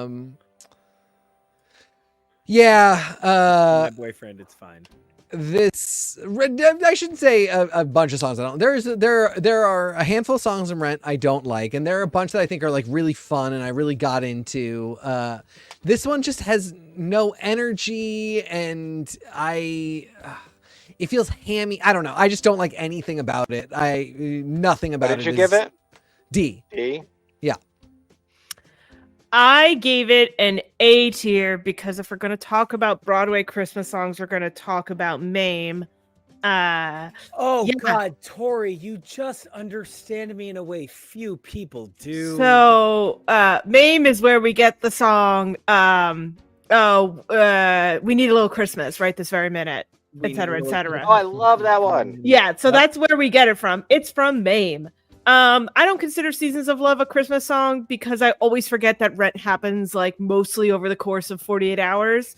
I love it. I've heard it so many times. If you've ever worked with a cast that gets really close to each other, you're going to hear them pull this out. Yeah, even it's if horrible. they can't hit those notes. It's awful. And so I like it. Of course I like it. I get really upset that Spotify won't show me the OBC recording. It only shows me the movie recording. Your mileage may vary. It's fine. It's an A tier for me. Kevo, what you got? Can I add real quick on that? Just 7 seconds, I promise. Forbidden Broadway did Seasons of Hype, and speaking of people who can't hit that note, they did Measuring Hype, and like the woman just keeps hitting different notes each time, and it's like all over the place. And it's This is a tough song to sing. Don't let anyone tell you otherwise. It's so Here's the thing. My favorite things by itself is not a Christmas song. You need it to be that jazzy swing version. You can't do nothing to Seasons of Love and have it be a Christmas song. That's true. Literally the whole point of the song in the play is that it opens the second act and it carries you thematically throughout a year. It's about a whole year, and that can be used to reflect on Christmas, but like I need sleigh bells or something for this to be a Christmas song. The song by itself is not. I'll give it like a B because it's not ridiculous to me that anyone could be like, oh, this makes me think of Christmas. But if this is at the top of your Christmas playlist, I don't know why. I think this is the first one we all gave it a different grade. I would never include this on a Christmas playlist. No, this is not take. it. This is not it. No. Because it's not Christmas. I didn't realize that we all had different grades. Great keeping track, TK. No. Yeah. All right. All right. Now for the ultimate Christmas song. Oh, Let's solve a war with cellos, please. Listen, Our generation. Whew. I spent 8 months on my version of Carol of the Bells. I based it on a standard Hungarian version of the SATB. I slaved, and to this day, you know what I still think about it? It's choral in 3/4. Get the fuck over it. This is a B, but this particular performance is an A. It is choral in 3/4. Those wow, words mean Kevo, nothing. did you make Those that words mean happen? nothing. Kevo, did you make that happen, or is it just literally where it lined up? I don't know what you're talking about, buddy. So I didn't do. Carol it of the was a Bells Christmas is now carol. magically playing. No, I have not touched the music once. Amazing. Your music loop that has been playing this entire time has been amazing. I've loved it. I can't wait to do more with it. Turn it into a loop that everyone can listen to all Christmas. Super stoked. I want to have that up by December 1st. So keep an eye out. This is basically thank you so much, Kevo. This is basically a standard 4-part vocal performance in a waltz timing. There's nothing else to it. It's very average. But this particular recording, Sarajevo, A. Oh yeah. This one is one of those S tiers for me because it taught me that Christmas could go hard. Up till that point, I was interested in maudlin. I was interested in pop. I was interested in crooning. I had heard a mashup that was crooning. And this is what said Christmas can go hard. And like, did you know also that orchestras can go hard? And my brain went, no, I'd only vaguely listened to Mambo before. So I love this song. It will always be like a top tier for me. This is an S tier all the way, even without the history around it. That's awesome. For me, it's a C. I guess it bums me out. Every time I hear it, I'm like, I thought I was going to be more into this when it actually got playing. And then I never am. Like, That was me with Kubrick. I swear to God. I'll hear a 5-second clip and I'll be like, yeah, this fucks. And then when I actually have to sit and listen through the whole thing, I'm just not into it. I also don't understand why it is not Carol of the Bells. Because it's also What Child Is This? Sure. Yeah, but it's come on. both of them. I mean, but it's also not called either of those things. It's called Christmas Eve / Saturday. Well, But because we were all there. We were all there in the 90s when that didn't matter. Every radio station was calling it Carol of the Bells. Yeah, no it's one true. was calling it Christmas Eve Sarajevo 1224. Right, exactly. It was Carol of the Bells by Trans-Siberian Orchestra. I'm very confused, but I don't know. I mean, I get the hype. It ended up never doing it for me. Where did I hear the joke recently where they were like, it's just so exciting they found so many trans people in Siberia to be in this orchestra? Yes, I know exactly. Somebody I did think that it's a joke meme. recently, yeah. But now we've gotten to a point in pop culture where I feel like 2030 we're really going to have a Trans-Siberian choir 100%. to perform this, and I love that. My God. This to me is the other side of the coin of the Mariah Carey thing I was saying earlier, where it is a touchstone for our generation, where this was new and it was everywhere, and everyone was listening to this. My sister was obsessed, and yeah, so I'm still not going to give it that high because it's not always my fave and it's very intense, but yeah, A for the general song and A for this version. Yeah, if you had a decent high school orchestra in the late 90s, this is what they were going to bang out every year. And it was going to be a crowd panty dropper. I am so sad. I accidentally voted S for this on the actual tier maker. I meant A. Oh gosh. No, but I can tell you why I meant A. This actually opened the identity of Christmas to an entire generation of music. The Britney Spears Christmas song kind of flopped. Christina's Christmas songs didn't really chart the same way. NSYNC's Merry Christmas, Happy Holidays uniquely managed to capture the charts and quickly entered the vernacular of things like VH1 and Fox using music cues, Disney using songs in stage shows. While very few Christmas songs from this particular era actually broke through and financially peaked the way things like our next song, Where Are You Christmas, is going to ultimately do, Happy Holidays by NSYNC is spectacular as a piece of music, as like a piece of Christmas music referential of its time, but also David Archuleta is uniquely a like Wolf LeGrand sort of twink, and that he sings this song in a music video is just a little too Pornhub for me. For me, this was the first song where I became aware that modern singers could do a song that wasn't a cover. And like in their genre. Yeah, in their genre. Like they're not like stepping outside of it. They're doing, no, we're gonna do a pop song now. It's one of our faves. It's my gay cousin's favorite Christmas song, so it was always fun. Yay. Yeah. Oh, great. Gay I'm not the only one. I come with a second. I come with a real gay flavor in a cousin. I'm just the half and half.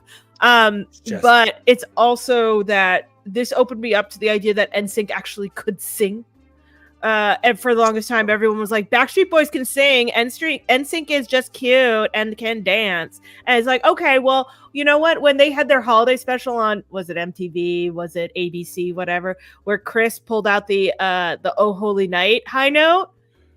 Unbelievable. Patrick's stopping is like insanity on wild. Earth. Stopped my father from across the house to come over and say that guy can sing. It's okay.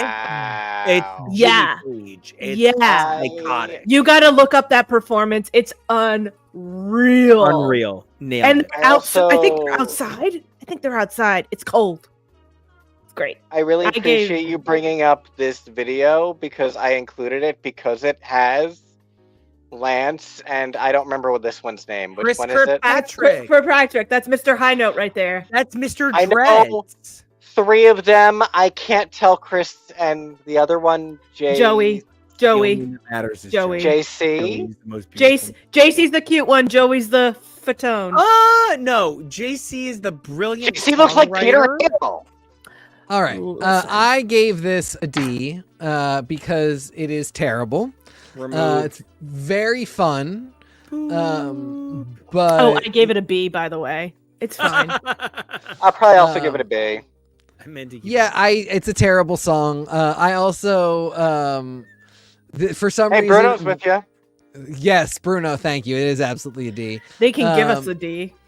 Merry Christmas. Happy holiday. Yeah, no, it's just terrible. The lyrics are terrible. The thing I that love upsets it. me the most, the thing that annoyed the shit out of me immediately was God sends you his love. No business in a pop song. Get it out of here. God doesn't exist. He doesn't send you his love. All 5 of you know that. I'm yeah, not I sure just about Joey. You make me laugh, man. Wow. Yeah, I could see Joey just blank behind the eyes, just accepting it fully. Yeah, this is not a good song. This is the worst song in the world. This is Yeah, this also got a D. Arthur Park at Christmas. Whoa. This also got a D. Whoa. If you ask me who is better, Faith Hill or Shania Twain, simply because they are both pop crossover artists at the same time, Faith Hill, This Kiss, The Way You Love Me, what a fucking queen. What did Shania Twain have? When? No, thank you. Shit, man, I feel like a woman. Let's not go crazy yeah. here. But, like, Let's come go, on. girls. Let's I go, have girls. no interest in that song. You know what? You're outside not of a the girl. same It's way fine. Other people like It's Raining Men. Yeah, it really is. Where Are You Show Christmas? is falling apart. This song is like if you put an impact gun up my asshole. Yeah, I it's truly terrible, hate and this indefensible given that The Grinch was not terribly executed. Like it ended up being a pretty good movie. They had enough sensibility to let Jim Carrey. Truly. So why did they not figure out how to let somebody Christmas? This should have been like Dion Ferris doing "It's a Christmas Time Again for Grinches." Like it should have been like a pop number. This song is a funeral for Christmas. Goodbye lights. Good night. Good night. Yeah. I used to cry at a lot of things. I used to cry all the time as a little preteen and adult and young child. Totally. This song, and I think probably came out around the same time as Toy Story 2. Those 2 songs are high on the top of Tori remembers as her first time crying in a movie theater. Yeah. Sobbed my way Yeah. through this. This is an A tier song for me. It would be an S tier if it was You're a Mean One, Mr. Grinch, which I'm still mad that's not on here. I know, me too. Regret. But it's fine. I understand. We somehow missed both Jingle Bell and Jingle Bell Rock. It's fine. It's fine. Did Yeah. I miss Jingle Bell Rock? You Jingle Bell Rock? did. You did. You did. Oh, I feel like a mutant. I'm so You sorry. Turn the heat down. Turn the It's heat fine. down. No, I'm she should very hit me harder. No, it's okay. You put a lot of work into this, and you did a great job. Tori, you should loot and plunder my Captain Planet for leaving off Jingle Bell Rock, my second ever Christmas song on piano. Love that So, song. Fuck. Anyway, love this. Love the whole movie. I won't get into why Tori is extremely horny for Jim Carrey at all times. At Kevo, what do you all think? times. No, Do Tori. Nico Nailed and it. TK All not times. have more to say about the child in this movie being played by Taylor Momsen?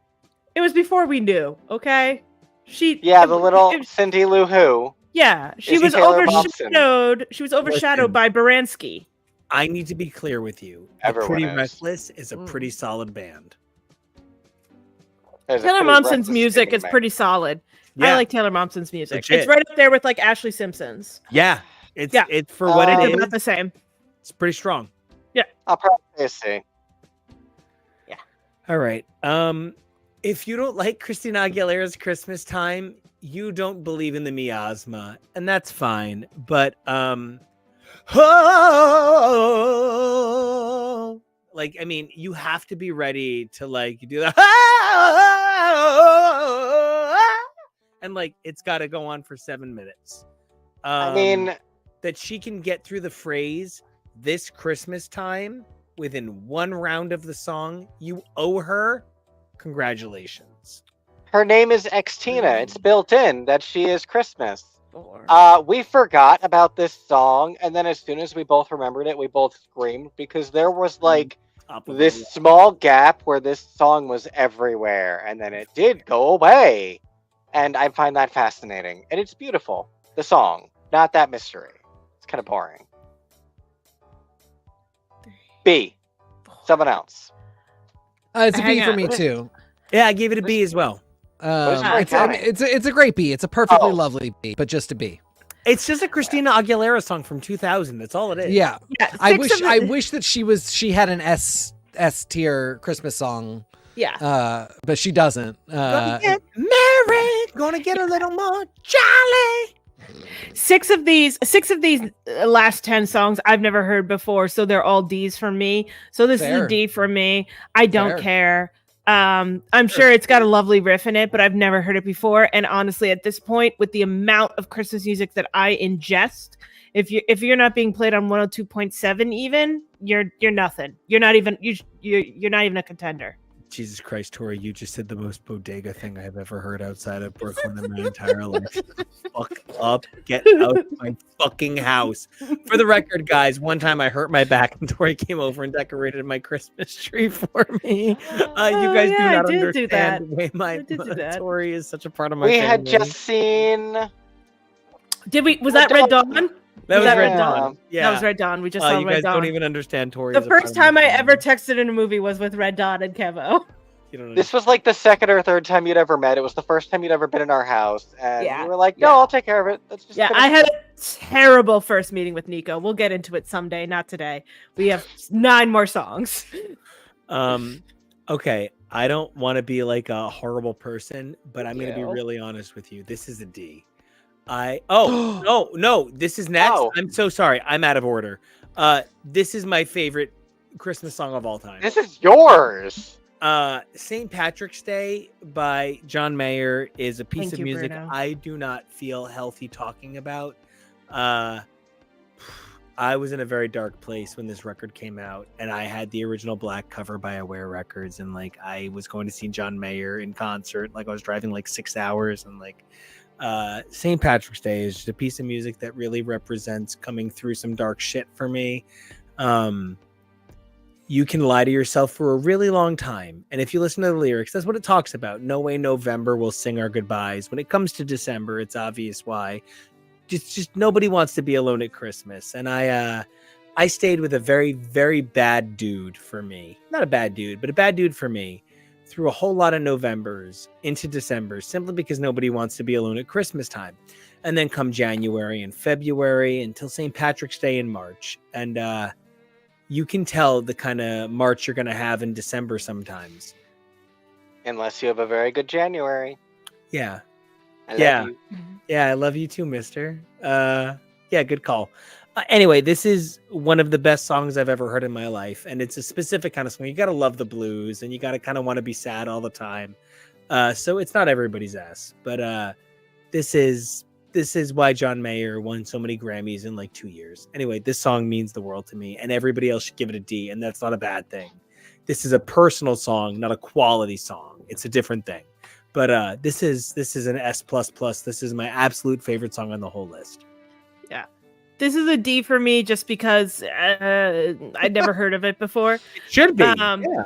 But I Hesitation, will though. say that even though it is a D, John Mayer wins my heart for having a song titled Victoria, where he calls her Tori the whole time. And the first time I learned about this song was from a very cute Irishman, a very cute Australian while we were traveling in Ireland while I was studying abroad. Unreal. He had packed his suitcase on his guitar on the bus, and he played it for me. And somehow, I don't know, didn't get in on that. So I have a soft spot for John Mayer, but it's still a D-List song because I don't know her, and it doesn't even have Christmas in the title. but for the record, Victoria is one of the top 3 songs John Mayer has ever written in his entire life. Heartbreaking song. It was very thematic for where I was in my life at the time. Blasted that all day, every day. I understand no one's going to appreciate this, but there's an E minor slide to a B minor with a hammer onto the 7 that is like unbelievable. And it's from that song. And I have copied it in over like 30 pieces of music. TK. It's an A for me. I too really love this song. Similar experience. I think this might have even been on the sophomore year Christmas mix, which chronologically was before the actual album came out. And I think I had an MP3. It would have been on his MySpace. Yeah, I think I just had an MP3 of it, and I remember people being like, "What's fucking called St. Patrick's Day?" And I'm being like, "It's a Christmas song. Like, I know what I'm doing here." Yeah, it's a really great one. It's just not my my all-time forever tier, but I can understand why it would be for Nico. I am going to give it a very stern C. Like if I was saying I'm giving it a very generous C, it would mean I think it's a D. And I don't. It's a beautiful song. It's the Christmas Showdown. I don't find it very Christmas. I think that it wins the argument against anyone in this room that a Christmas song is sometimes what you make it. And I think that's beautiful. But, you know, is it strongly a Christmas song? Definitely not. So that's why I'd probably give it a C. But it is very lovely, and I really do love the theme of it. My aunt has one of those mansions in Diker Heights, and one of those houses that you go around and look outside it. Yeah, and so she's like on the Travel Channel sometimes, and like, you know, when he says we should take a round outside tonight and look at all the beautiful houses, I'm like, oh, that's my aunt. This song is okay. This is the Cheeky Girls Have a Cheeky Christmas. This is a D and an S. So I averaged it to a B, but this is the fucking dumbest song of all time. And if you don't watch this video and feel the fucking the most, I don't know, like the most Santa's coming at midnight you've ever felt, I don't know, these girls. Santa is coming at midnight. Let me tell you. Yeah, look into the Cheeky Girls. They are a meme, very early meme. Essentially, they were basically, to Americanize it for us, American Idol auditionees who auditioned together. They are dressed even more scantily than you would think just by looking at them. And their mother wrote all their songs and made all their outfits.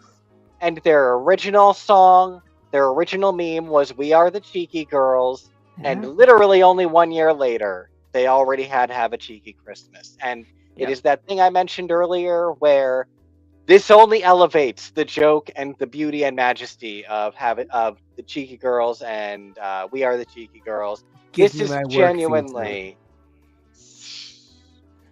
genuinely, and we watch him on Drag Race now. One of my favorite actual Christmas songs. It's a bop. It's fun. It's delightful. What's the grade? Yeah, Kevo. What's the grade? I'll fairly give it an A. Okay. Yep. It's not an S. I'm not dumb. Yeah.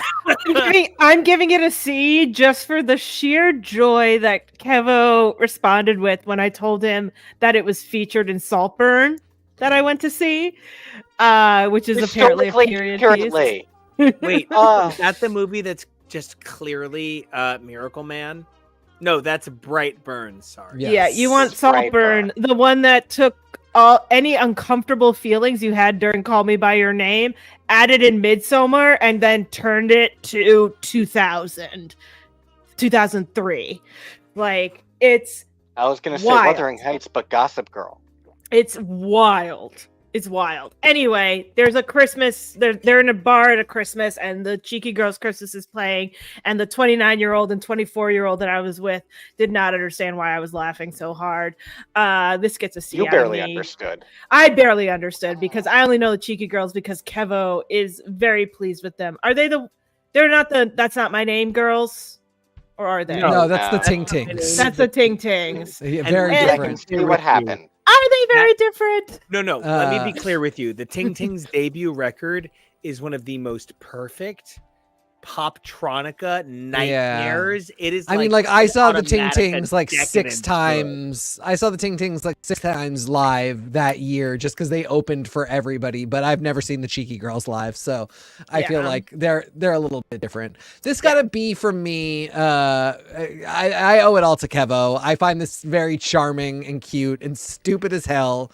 And I didn't know it existed before I met Kevo. So.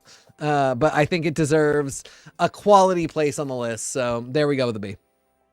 All right. I can only describe this next one. I want to have the career of Josh Groban. Oh, yeah. Note for note, except this fucking song that I hate so much. I would rather have my goddamn toes crushed off with giant boulders. I don't know that I'd ever heard this song before today. This song is an F-. This is Josh Groban has like literally one of the finest voices on Broadway right now. He is one of the greatest standard singers of all time. This uses his voice so poorly. The melody is counterintuitive. I could not figure out where the vocals were going. That weird seventh that transitions into the root. Get the fuck out of here, Manny. I hate this song, and I've heard it once in my entire life. I give this a D. Really? How did you miss all of the commercials for Polar Express this year? Because I take it back. I take it back. Yep, you figured it out. I am. Oh, you uncanny valley.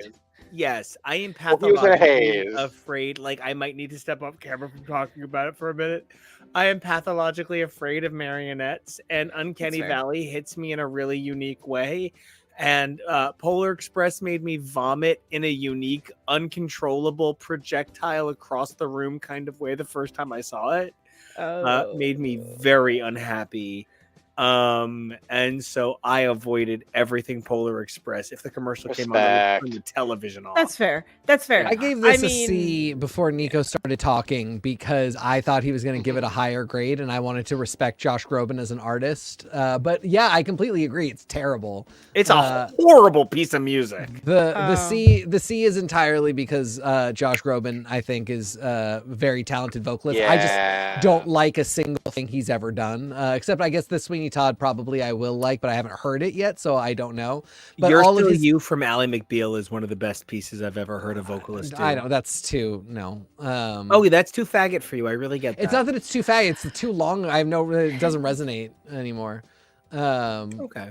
Yeah, so anyway, I gave it a C. I thought I was being super generous. I wish I'd realized I could have given it a D.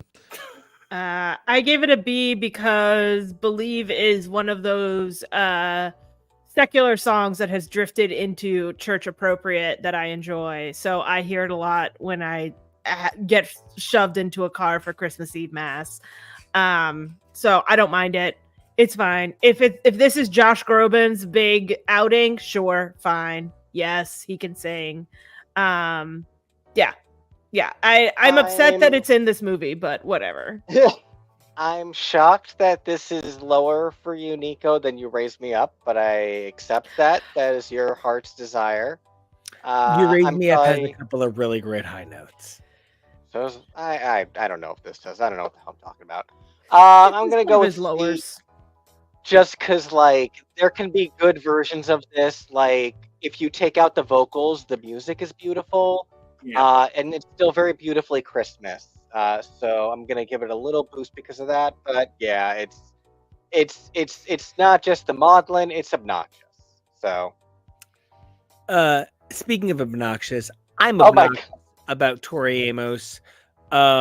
She's perfect, and Pink and Glitter is everything great about when Tori Amos goes, John Philip Shinali, would you arrange me something that sounds like the original score of Ragtime?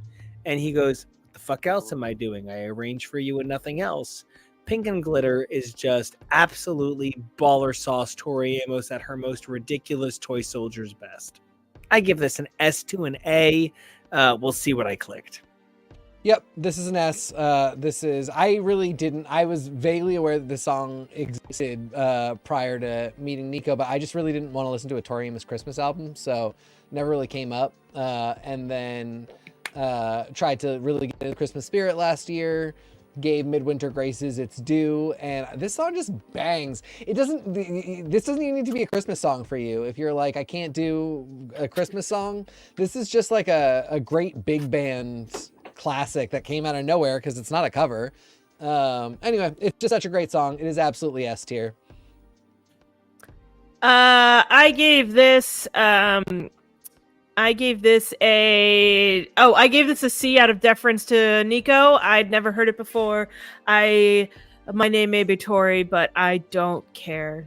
There's only room for one Tori in this podcast. I've always been slightly, she is my nemesis because I'll always be number 2 for Nico in Toryland. But, it's fine. She's fine. It's fine. I don't care. So it's a C. Respect. Just because I care for my friend. Yeah, I'm going to give it probably an A, because I do think it's really lovely, and I love that it is, it is very Christmas, but it's also very new, it's very odd. Pink and Glitter isn't a very Christmas title. It's not at S for me yet. It might get there, but we're not there yet. We're still dating. I get you. Instant D, I don't even think we need to talk about it. Just Justin Bieber is the worst.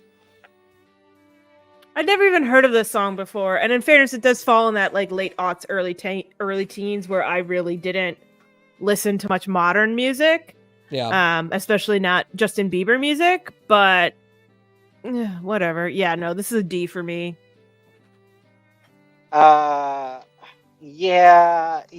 I wish that I could give it a higher vote because it's cute. It's a cute little Christmas song, but it's so generic. It could have not had the word mistletoe in it, and it would have just been like, "You're my baby, I'm standing under some other stuff, 'cause you're my baby." It's just a Justin Bieber song. Yeah. I give it a B. Unfortunately. You give it a B? I think I might have given it a C, but I really don't care. Christ on a cracker. Okay. It's not a terrible song. Like, if it came on, I wouldn't be like, "Ugh." I would just be like, oh. You know what? I'm going to justify my D grade, though, because I get where you're coming from, but I had to watch some of the music video, and it's like Rebecca Black Friday levels of crap.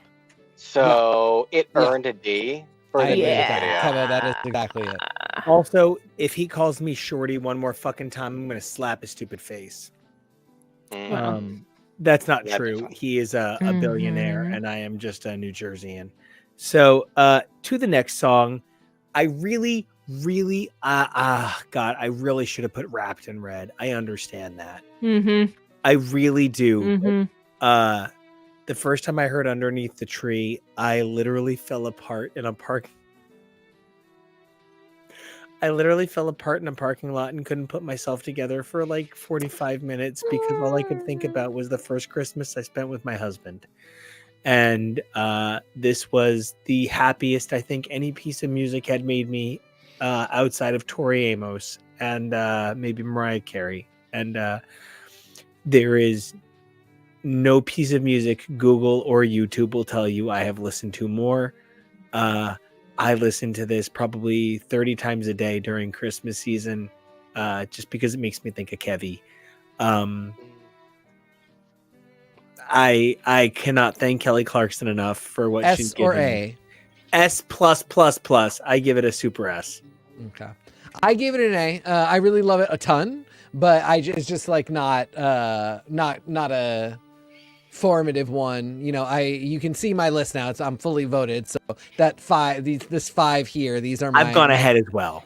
Yeah, same. These are my S's. Love them very much. But this is a song that I would not have thought I would have liked at all, and it's an absolute A. Doesn't she just fucking sing it so right? Yeah, she absolutely does. She nails it. And this I wish this were more popular. She deserves this. Should be All I Want for Christmas. But it's it's close. The TikTok generation really loves this song. It has been used a lot. So Love it as Yeah. an Yeah, this is an A for me as well. I think this whole album is a really, really solid, like, whole Christmas album that is modern and fun and hits all the notes, gets maudlin, gets silly, gets crazy with the vocals. It's just a really solid piece of work. All right, we're moving along. Oh, Kevo, what were you? As well, Mhm. all the same reasons as Nico, really. You know, I need to spend more time getting to know Pink and Glitter, like I said, but I fell in love with Underneath the Tree right away. I love the part where she sounds like Clara Cluck at the climax of the song. But yeah, and like Tori said too, whole album of real good Christmas bangers. So good for her, and check this album out for sure. Oh, thank God, we're in the last three. I just want to say thank you to everybody listening. We're gonna hit 4 hours. I'm so sorry. This is a topic a little too close to my heart. I never thought it would go on this long, but Christmas. I think we music, could maybe make it under 4, before 4. dreaming. We have extras. I gave "Do You Want to Build a Snowman" a C. I did not like a single song from Frozen the first time I heard it, except "Love Is an Open Door," which I think is an S plus plus plus plus plus plus plus plus. Number one, the single most perfect modern score in the history of Disney music ever is Tangled, which is the best movie ever made. I just love Tangled so much. I don't understand other people. Mandy Moore is the Disney princess of our generation, and Eugene is the sexiest Disney prince of all time. So when Frozen came out, I was a dick because I thought Tangled was the greatest thing that ever came out, and I was so unpleasant. And I asked one of my students at one point, why do you, and he was a young gay man who really trusted me, and so I respected him for trusting in an older adult who, I wanted to just be somebody who he could talk to because he couldn't talk to his parents. And I said, what the fuck is it you like about Frozen? And he said, dude, it's just about getting to be yourself and other people being themselves and you just loving each other. Why are you so difficult about this? And I was like, oh. Yeah. Oh, So I Yeah, gave this a D because I hate this song. I hate this song, but I find Frozen's it actually so annoying, and it doesn't have. There's just nothing. There's nothing fun or redeeming about it. It's not catchy. It's not a ballad. No. It just. I hate it so much. I'd so. argue that it's catchy, but like earwig catchy. Yeah, like because sometimes I do. Well, it's also there's been some good memes like you say, "Do you wanna fight me?" Which is what I always think. I don't actually. Yeah, exactly. Thank you, Tori. That is the one. That's all I think about. I don't think about this song all the time. Yeah. I think it's very charming for because I imagine like a fleet of little kids singing this is flipping adorable. Sure. So I gave it a B. I think the Frozen soundtrack in a whole has no center line to it. It is just all over the place, left, right, center. There's no cohesive whole to it. But I recognize that this is the most Christmassy out of all of them because Let It Go is the obviously superior song, but overplayed and not actually Christmassy. So, Kevo, what do you got? The movie is in the middle of summer. It's not a Christmas movie. Wait, It's Australian It's not Christmas. even a winter movie. Frozen is midsummer. This isn't a Christmas song, and this isn't one of those ones where it's like you can slant Seasons of Love, you can slant My Favorite Things because it's about gluttony. This is a song about trying to reach your depressed sister, and then your parents die. And like, I had to find a version of this song to justify the idea of it even being included, which is why the Disney Channel's All Stars version is on our list. And they kind of do something to like pep it up, but like it's still the whole "we only have each other." No, not Christmas. And like that's where I can't get down with it. I'm way down with Frozen. I really am. I need to make Nico watch Frozen 2 before Frozen 3 comes out eventually. Oh god. But it's not Christmas. It's not. So I still think that Into the Unknown is literally uniquely improv every time it comes on. I swear to God, you cannot convince me those notes are pre-planned. Oh, look, another song I don't know. Okay, Snowman is literally just Christmas I'm in Here. And I would just sooner listen to I'm in Here. The thing is, though, that while I personally do think that Sia's Christmas album is kind of a B at large, it was a mega hit, but it's just sort of Sia music. It's just sort of like she took Bring Night and changed it to Bring Christmas Night. Oh, And this is the Little Saint Nick problem. Yes, exactly. It's just pop music. Mm-hmm. It's a very good pop music. All of the videos make me feel kind of sick. Okay, but I feel like it's Christmas pop music at least. But I do hear what you're saying, where like it's just a Sia song. It's the Christmas flavor of a Sia song. Yeah. But yeah, it's. I feel like the same way about NSYNC Happy Holidays, though. That's just an NSYNC song. Beach Boy, the Beach Boys' Little Saint Nick is just Little Deuce Coupe with different words. They literally were like, we already have a hit. Change the words. We're good. And so, no, I don't know her. So this is a D. Sorry. I give it a B. It bums me out. So the first like 40-45 seconds of this song are like, they're almost a Sade song. There's something so R&B beautiful about them. That's why it sounds I'm in Here. Yes. Yeah, and it sounds like something really unique is about to happen, and then the chorus hits, and it's just kind of a dull Sia drone. But before that, it has this lilt to it, and the way her voice rocks into it, it just feels like something really emotional is about to happen, and then it just dies on the vine. This could have been, if you started me with the intro and the first verse and the pre-chorus were like A, maybe even S territory, but ultimately it's a B because it just peters out to nothing. Okay, so I'm gonna get booed for this next one. Cozy Little Christmas by Katy Perry is an S. Okay, just Kevo, cut it now. We're done. Podcast over. Like, I really think that Katy Perry is an S-class songwriter. California Girls, Teenage Dream. I just think what she makes is a very unique sound. And you were talking about Benny Blanco right now. I think she makes music better than anybody makes what she makes in her genre. You guys don't understand that the only reason I want to cut him from the room right now is because he should have watched Glee for me 2 years ago. Oh, I'm sure. With this sort of opinion. One of the most used artists. No, Darren Criss sobbing playing Teenage Dream is formative, but no. Moment. Yeah. This song is so good. Yeah, Katy Perry Glee era, like I am deep on her oeuvre at that point, and I have never heard this before. So again, this is a D for me. I understand Katy Perry is very good at what she does. I don't think she's as good as Nico is claiming she is. Yeah, I'm so sorry. I forgot. I have to go. Give me one moment when my mouse starts working and I can dramatically remove myself. Yeah, Tori, same for me. D.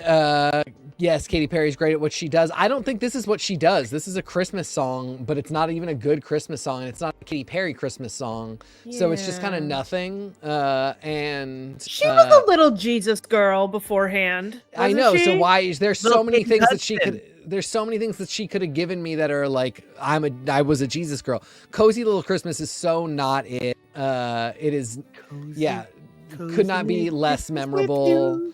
I would rather listen to her stupidest song, Harley's in Hawaii. But Hot and Cold is dumber, but I appreciate Hot and Cold is really fun if you do the sign language for it. It's a great tutorial. I love that. Tori with the queen opinions. Kevo, talk to me. Kevo Perry, how do you feel about don't do that to him. Little Christmas with Nico? I'll probably give it a B along the same lines that I gave Pink and Glitter an A. Like, that got the leg up because Tori. I haven't really fully made up my mind on this song yet, but it's cute. You know, Christmas songs are supposed to be fun, and it's a cute song. It's fun. Well, all right, guys. We had the absolute best time. I kept everybody way too long. Turns out that if you talk about one of your 5 favorite topics, Tori Amos, Mariah Carey, Final Fantasy, composition, or Christmas songs, you wind up talking a little too long. Really sorry. But you guys have been such troopers, such amazing kings, queens, and all the in-betweens. And I am so grateful that you guys went on this Christmas journey with me. But, Tori, were there a couple of Christmas songs that didn't make the list that you wanted to mention? Oh, just a few. Beyond the ones that I've already talked about in passing. I'm a big nerd for the 12 Pains of Christmas, which is a very specific comedic Christmas song about all of the annoyances of Christmas. And it's hilarious for lines like when you're like dealing with your in-laws, they start to break down an ad lib. And so it's just like a woman going, "She's a witch. I hate her." It's hilarious. I also enjoy Opera of the Bells by Destiny's Child, which is always a sleigh all day. God Rest You Merry Gentlemen, We Three Kings from Bare Naked Ladies and Sarah McLachlan is, as previously discussed, an S tier song all the way, every day. I also love, I had to pick one New York Christmas song because I imagined that TK was going to choose the other, but I chose Rob Thomas's A New York Christmas. I love Rob Thomas. I don't think TK is likely to pick a song by Matchbox 20. No, he chose the other New York Christmas song by the Pogues, probably. But A New York Christmas by Rob Thomas. I've loved Rob Thomas since the moment he appeared on my scene, and I think this is a great song. It gets my heart all afluttery. I love it. But the number one song that I have to talk about is the fact that I have barely gotten over the fact that I love The Christmas Shoes by New Song. Really? I was an obsessed, angsty preteen. In 8th grade, I auditioned for our spring musical, Oliver, with an a cappella version of Christmas Shoes. And as you know, Nico, I do not sing. I cannot sing. I am deeply tone deaf, flat, unable to find a beat. And I chose to humiliate myself that way because I believe that hard in that song. I caused sibling fights. I went. This was the song that taught me that you cannot buy an album unless you like 3 songs off of it, because I thought the rest of the songs were going to be like this, and what they were Christian rock, and that was not where I was at when I was 13. So it's this weird, like, ultimate maudlin, awful sappiness that I will always go hard for. Shocking. I know, it's terrible. It's terrible. If you get me drunk accept enough, all I'll do punishment. Vision of Love at karaoke, so I can't judge. My Nana takes her wig off sometimes when she's drunk. It's scary. Okay, Tori. Who's next? I am so grateful for everything you brought to our show. Thank you so much. And Tori, could you tell us where everybody can find you online so they can continue to celebrate the Christmas season with you? You can find me on the socials at SM Tori. That's Tori with an I. I will always be down to clown about the Christmas music idea. Well, she's going to be down to clown until Santa Claus comes to town. And we want to thank you so much for spending far too long with us. Oh, Jesus Christ. He's born. So we will talk to you soon. And thank you so much for everything, Tori. Thanks, fellas. Thank you, Tori. All right. We have, goodbyes to do. And we have an episode tomorrow. We're going to talk about TV, things like Doctor Who, the Drag Race Roast, and more. Very excited to do all that. But my first question, Kevo, what Christmas songs did not make the list? The only really, serious actual Christmas songs that made my list. I love Holly Jolly Christmas from Rudolph. I think that's such a sweet one. It ends the movie on such a happy note. I got a little salty when Tori mentioned Mele Kalikimaka because I think it's a cute, fun song. But no, it's by a white guy. I recognize that just because you went to high school in Hawaii. Another one that's also legit, but it's not, one that would be in any way known is my band that got a reference earlier. S Club 7 had a really sweet single in the early 2000s, Perfect Christmas, that my husband has promised to do a cover for me of. And so I'm stoked for that. Big S Club fan. Tori is already talking from the comments. Love those Burl Ives songs.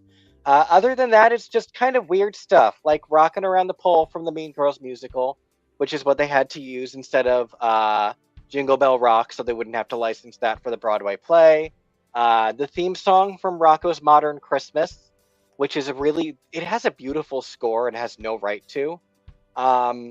And my final one is the Christmas version of Rubber Band Man from the Office Max commercial from the early 2000s.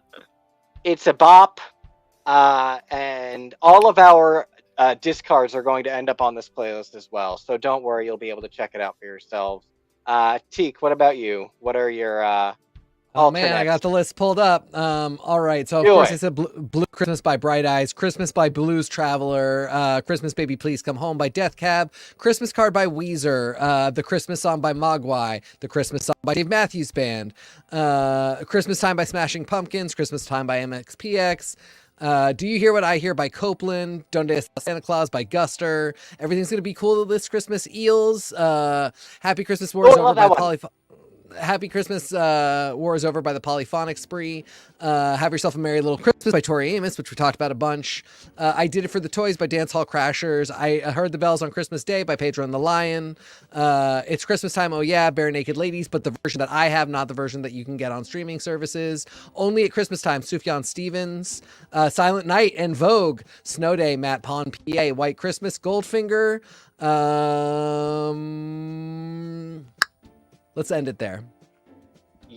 Okay, well, if those are going on the list, you're adding them your damn self, because Nico told Tori and I like 4 or 5 alternates. I went fast through them. You cheeky little bitch. But yeah, don't worry. I'll put together a playlist or get this on a playlist. But yeah, those are just a few of the Christmas songs I happen to like. Well, they're great takes, so and if you want to talk about those with me, you can find me at TK Elemental. I love it. So thrilled. If you guys want to follow me, you guys can check me out at Nico Action. That's NICOHCDION, and a little extra X for Xmas. I have loved being here with all these people. So sorry I kept everybody here real. Don't apologize. We loved it. We love being here. We love making the show. And it's Christmas time. Well, and we're fun. Thank you all for loving your Christmas shackles. But as I set you free to the Christmas magic and release you from your elvitude, I am so excited to talk TV.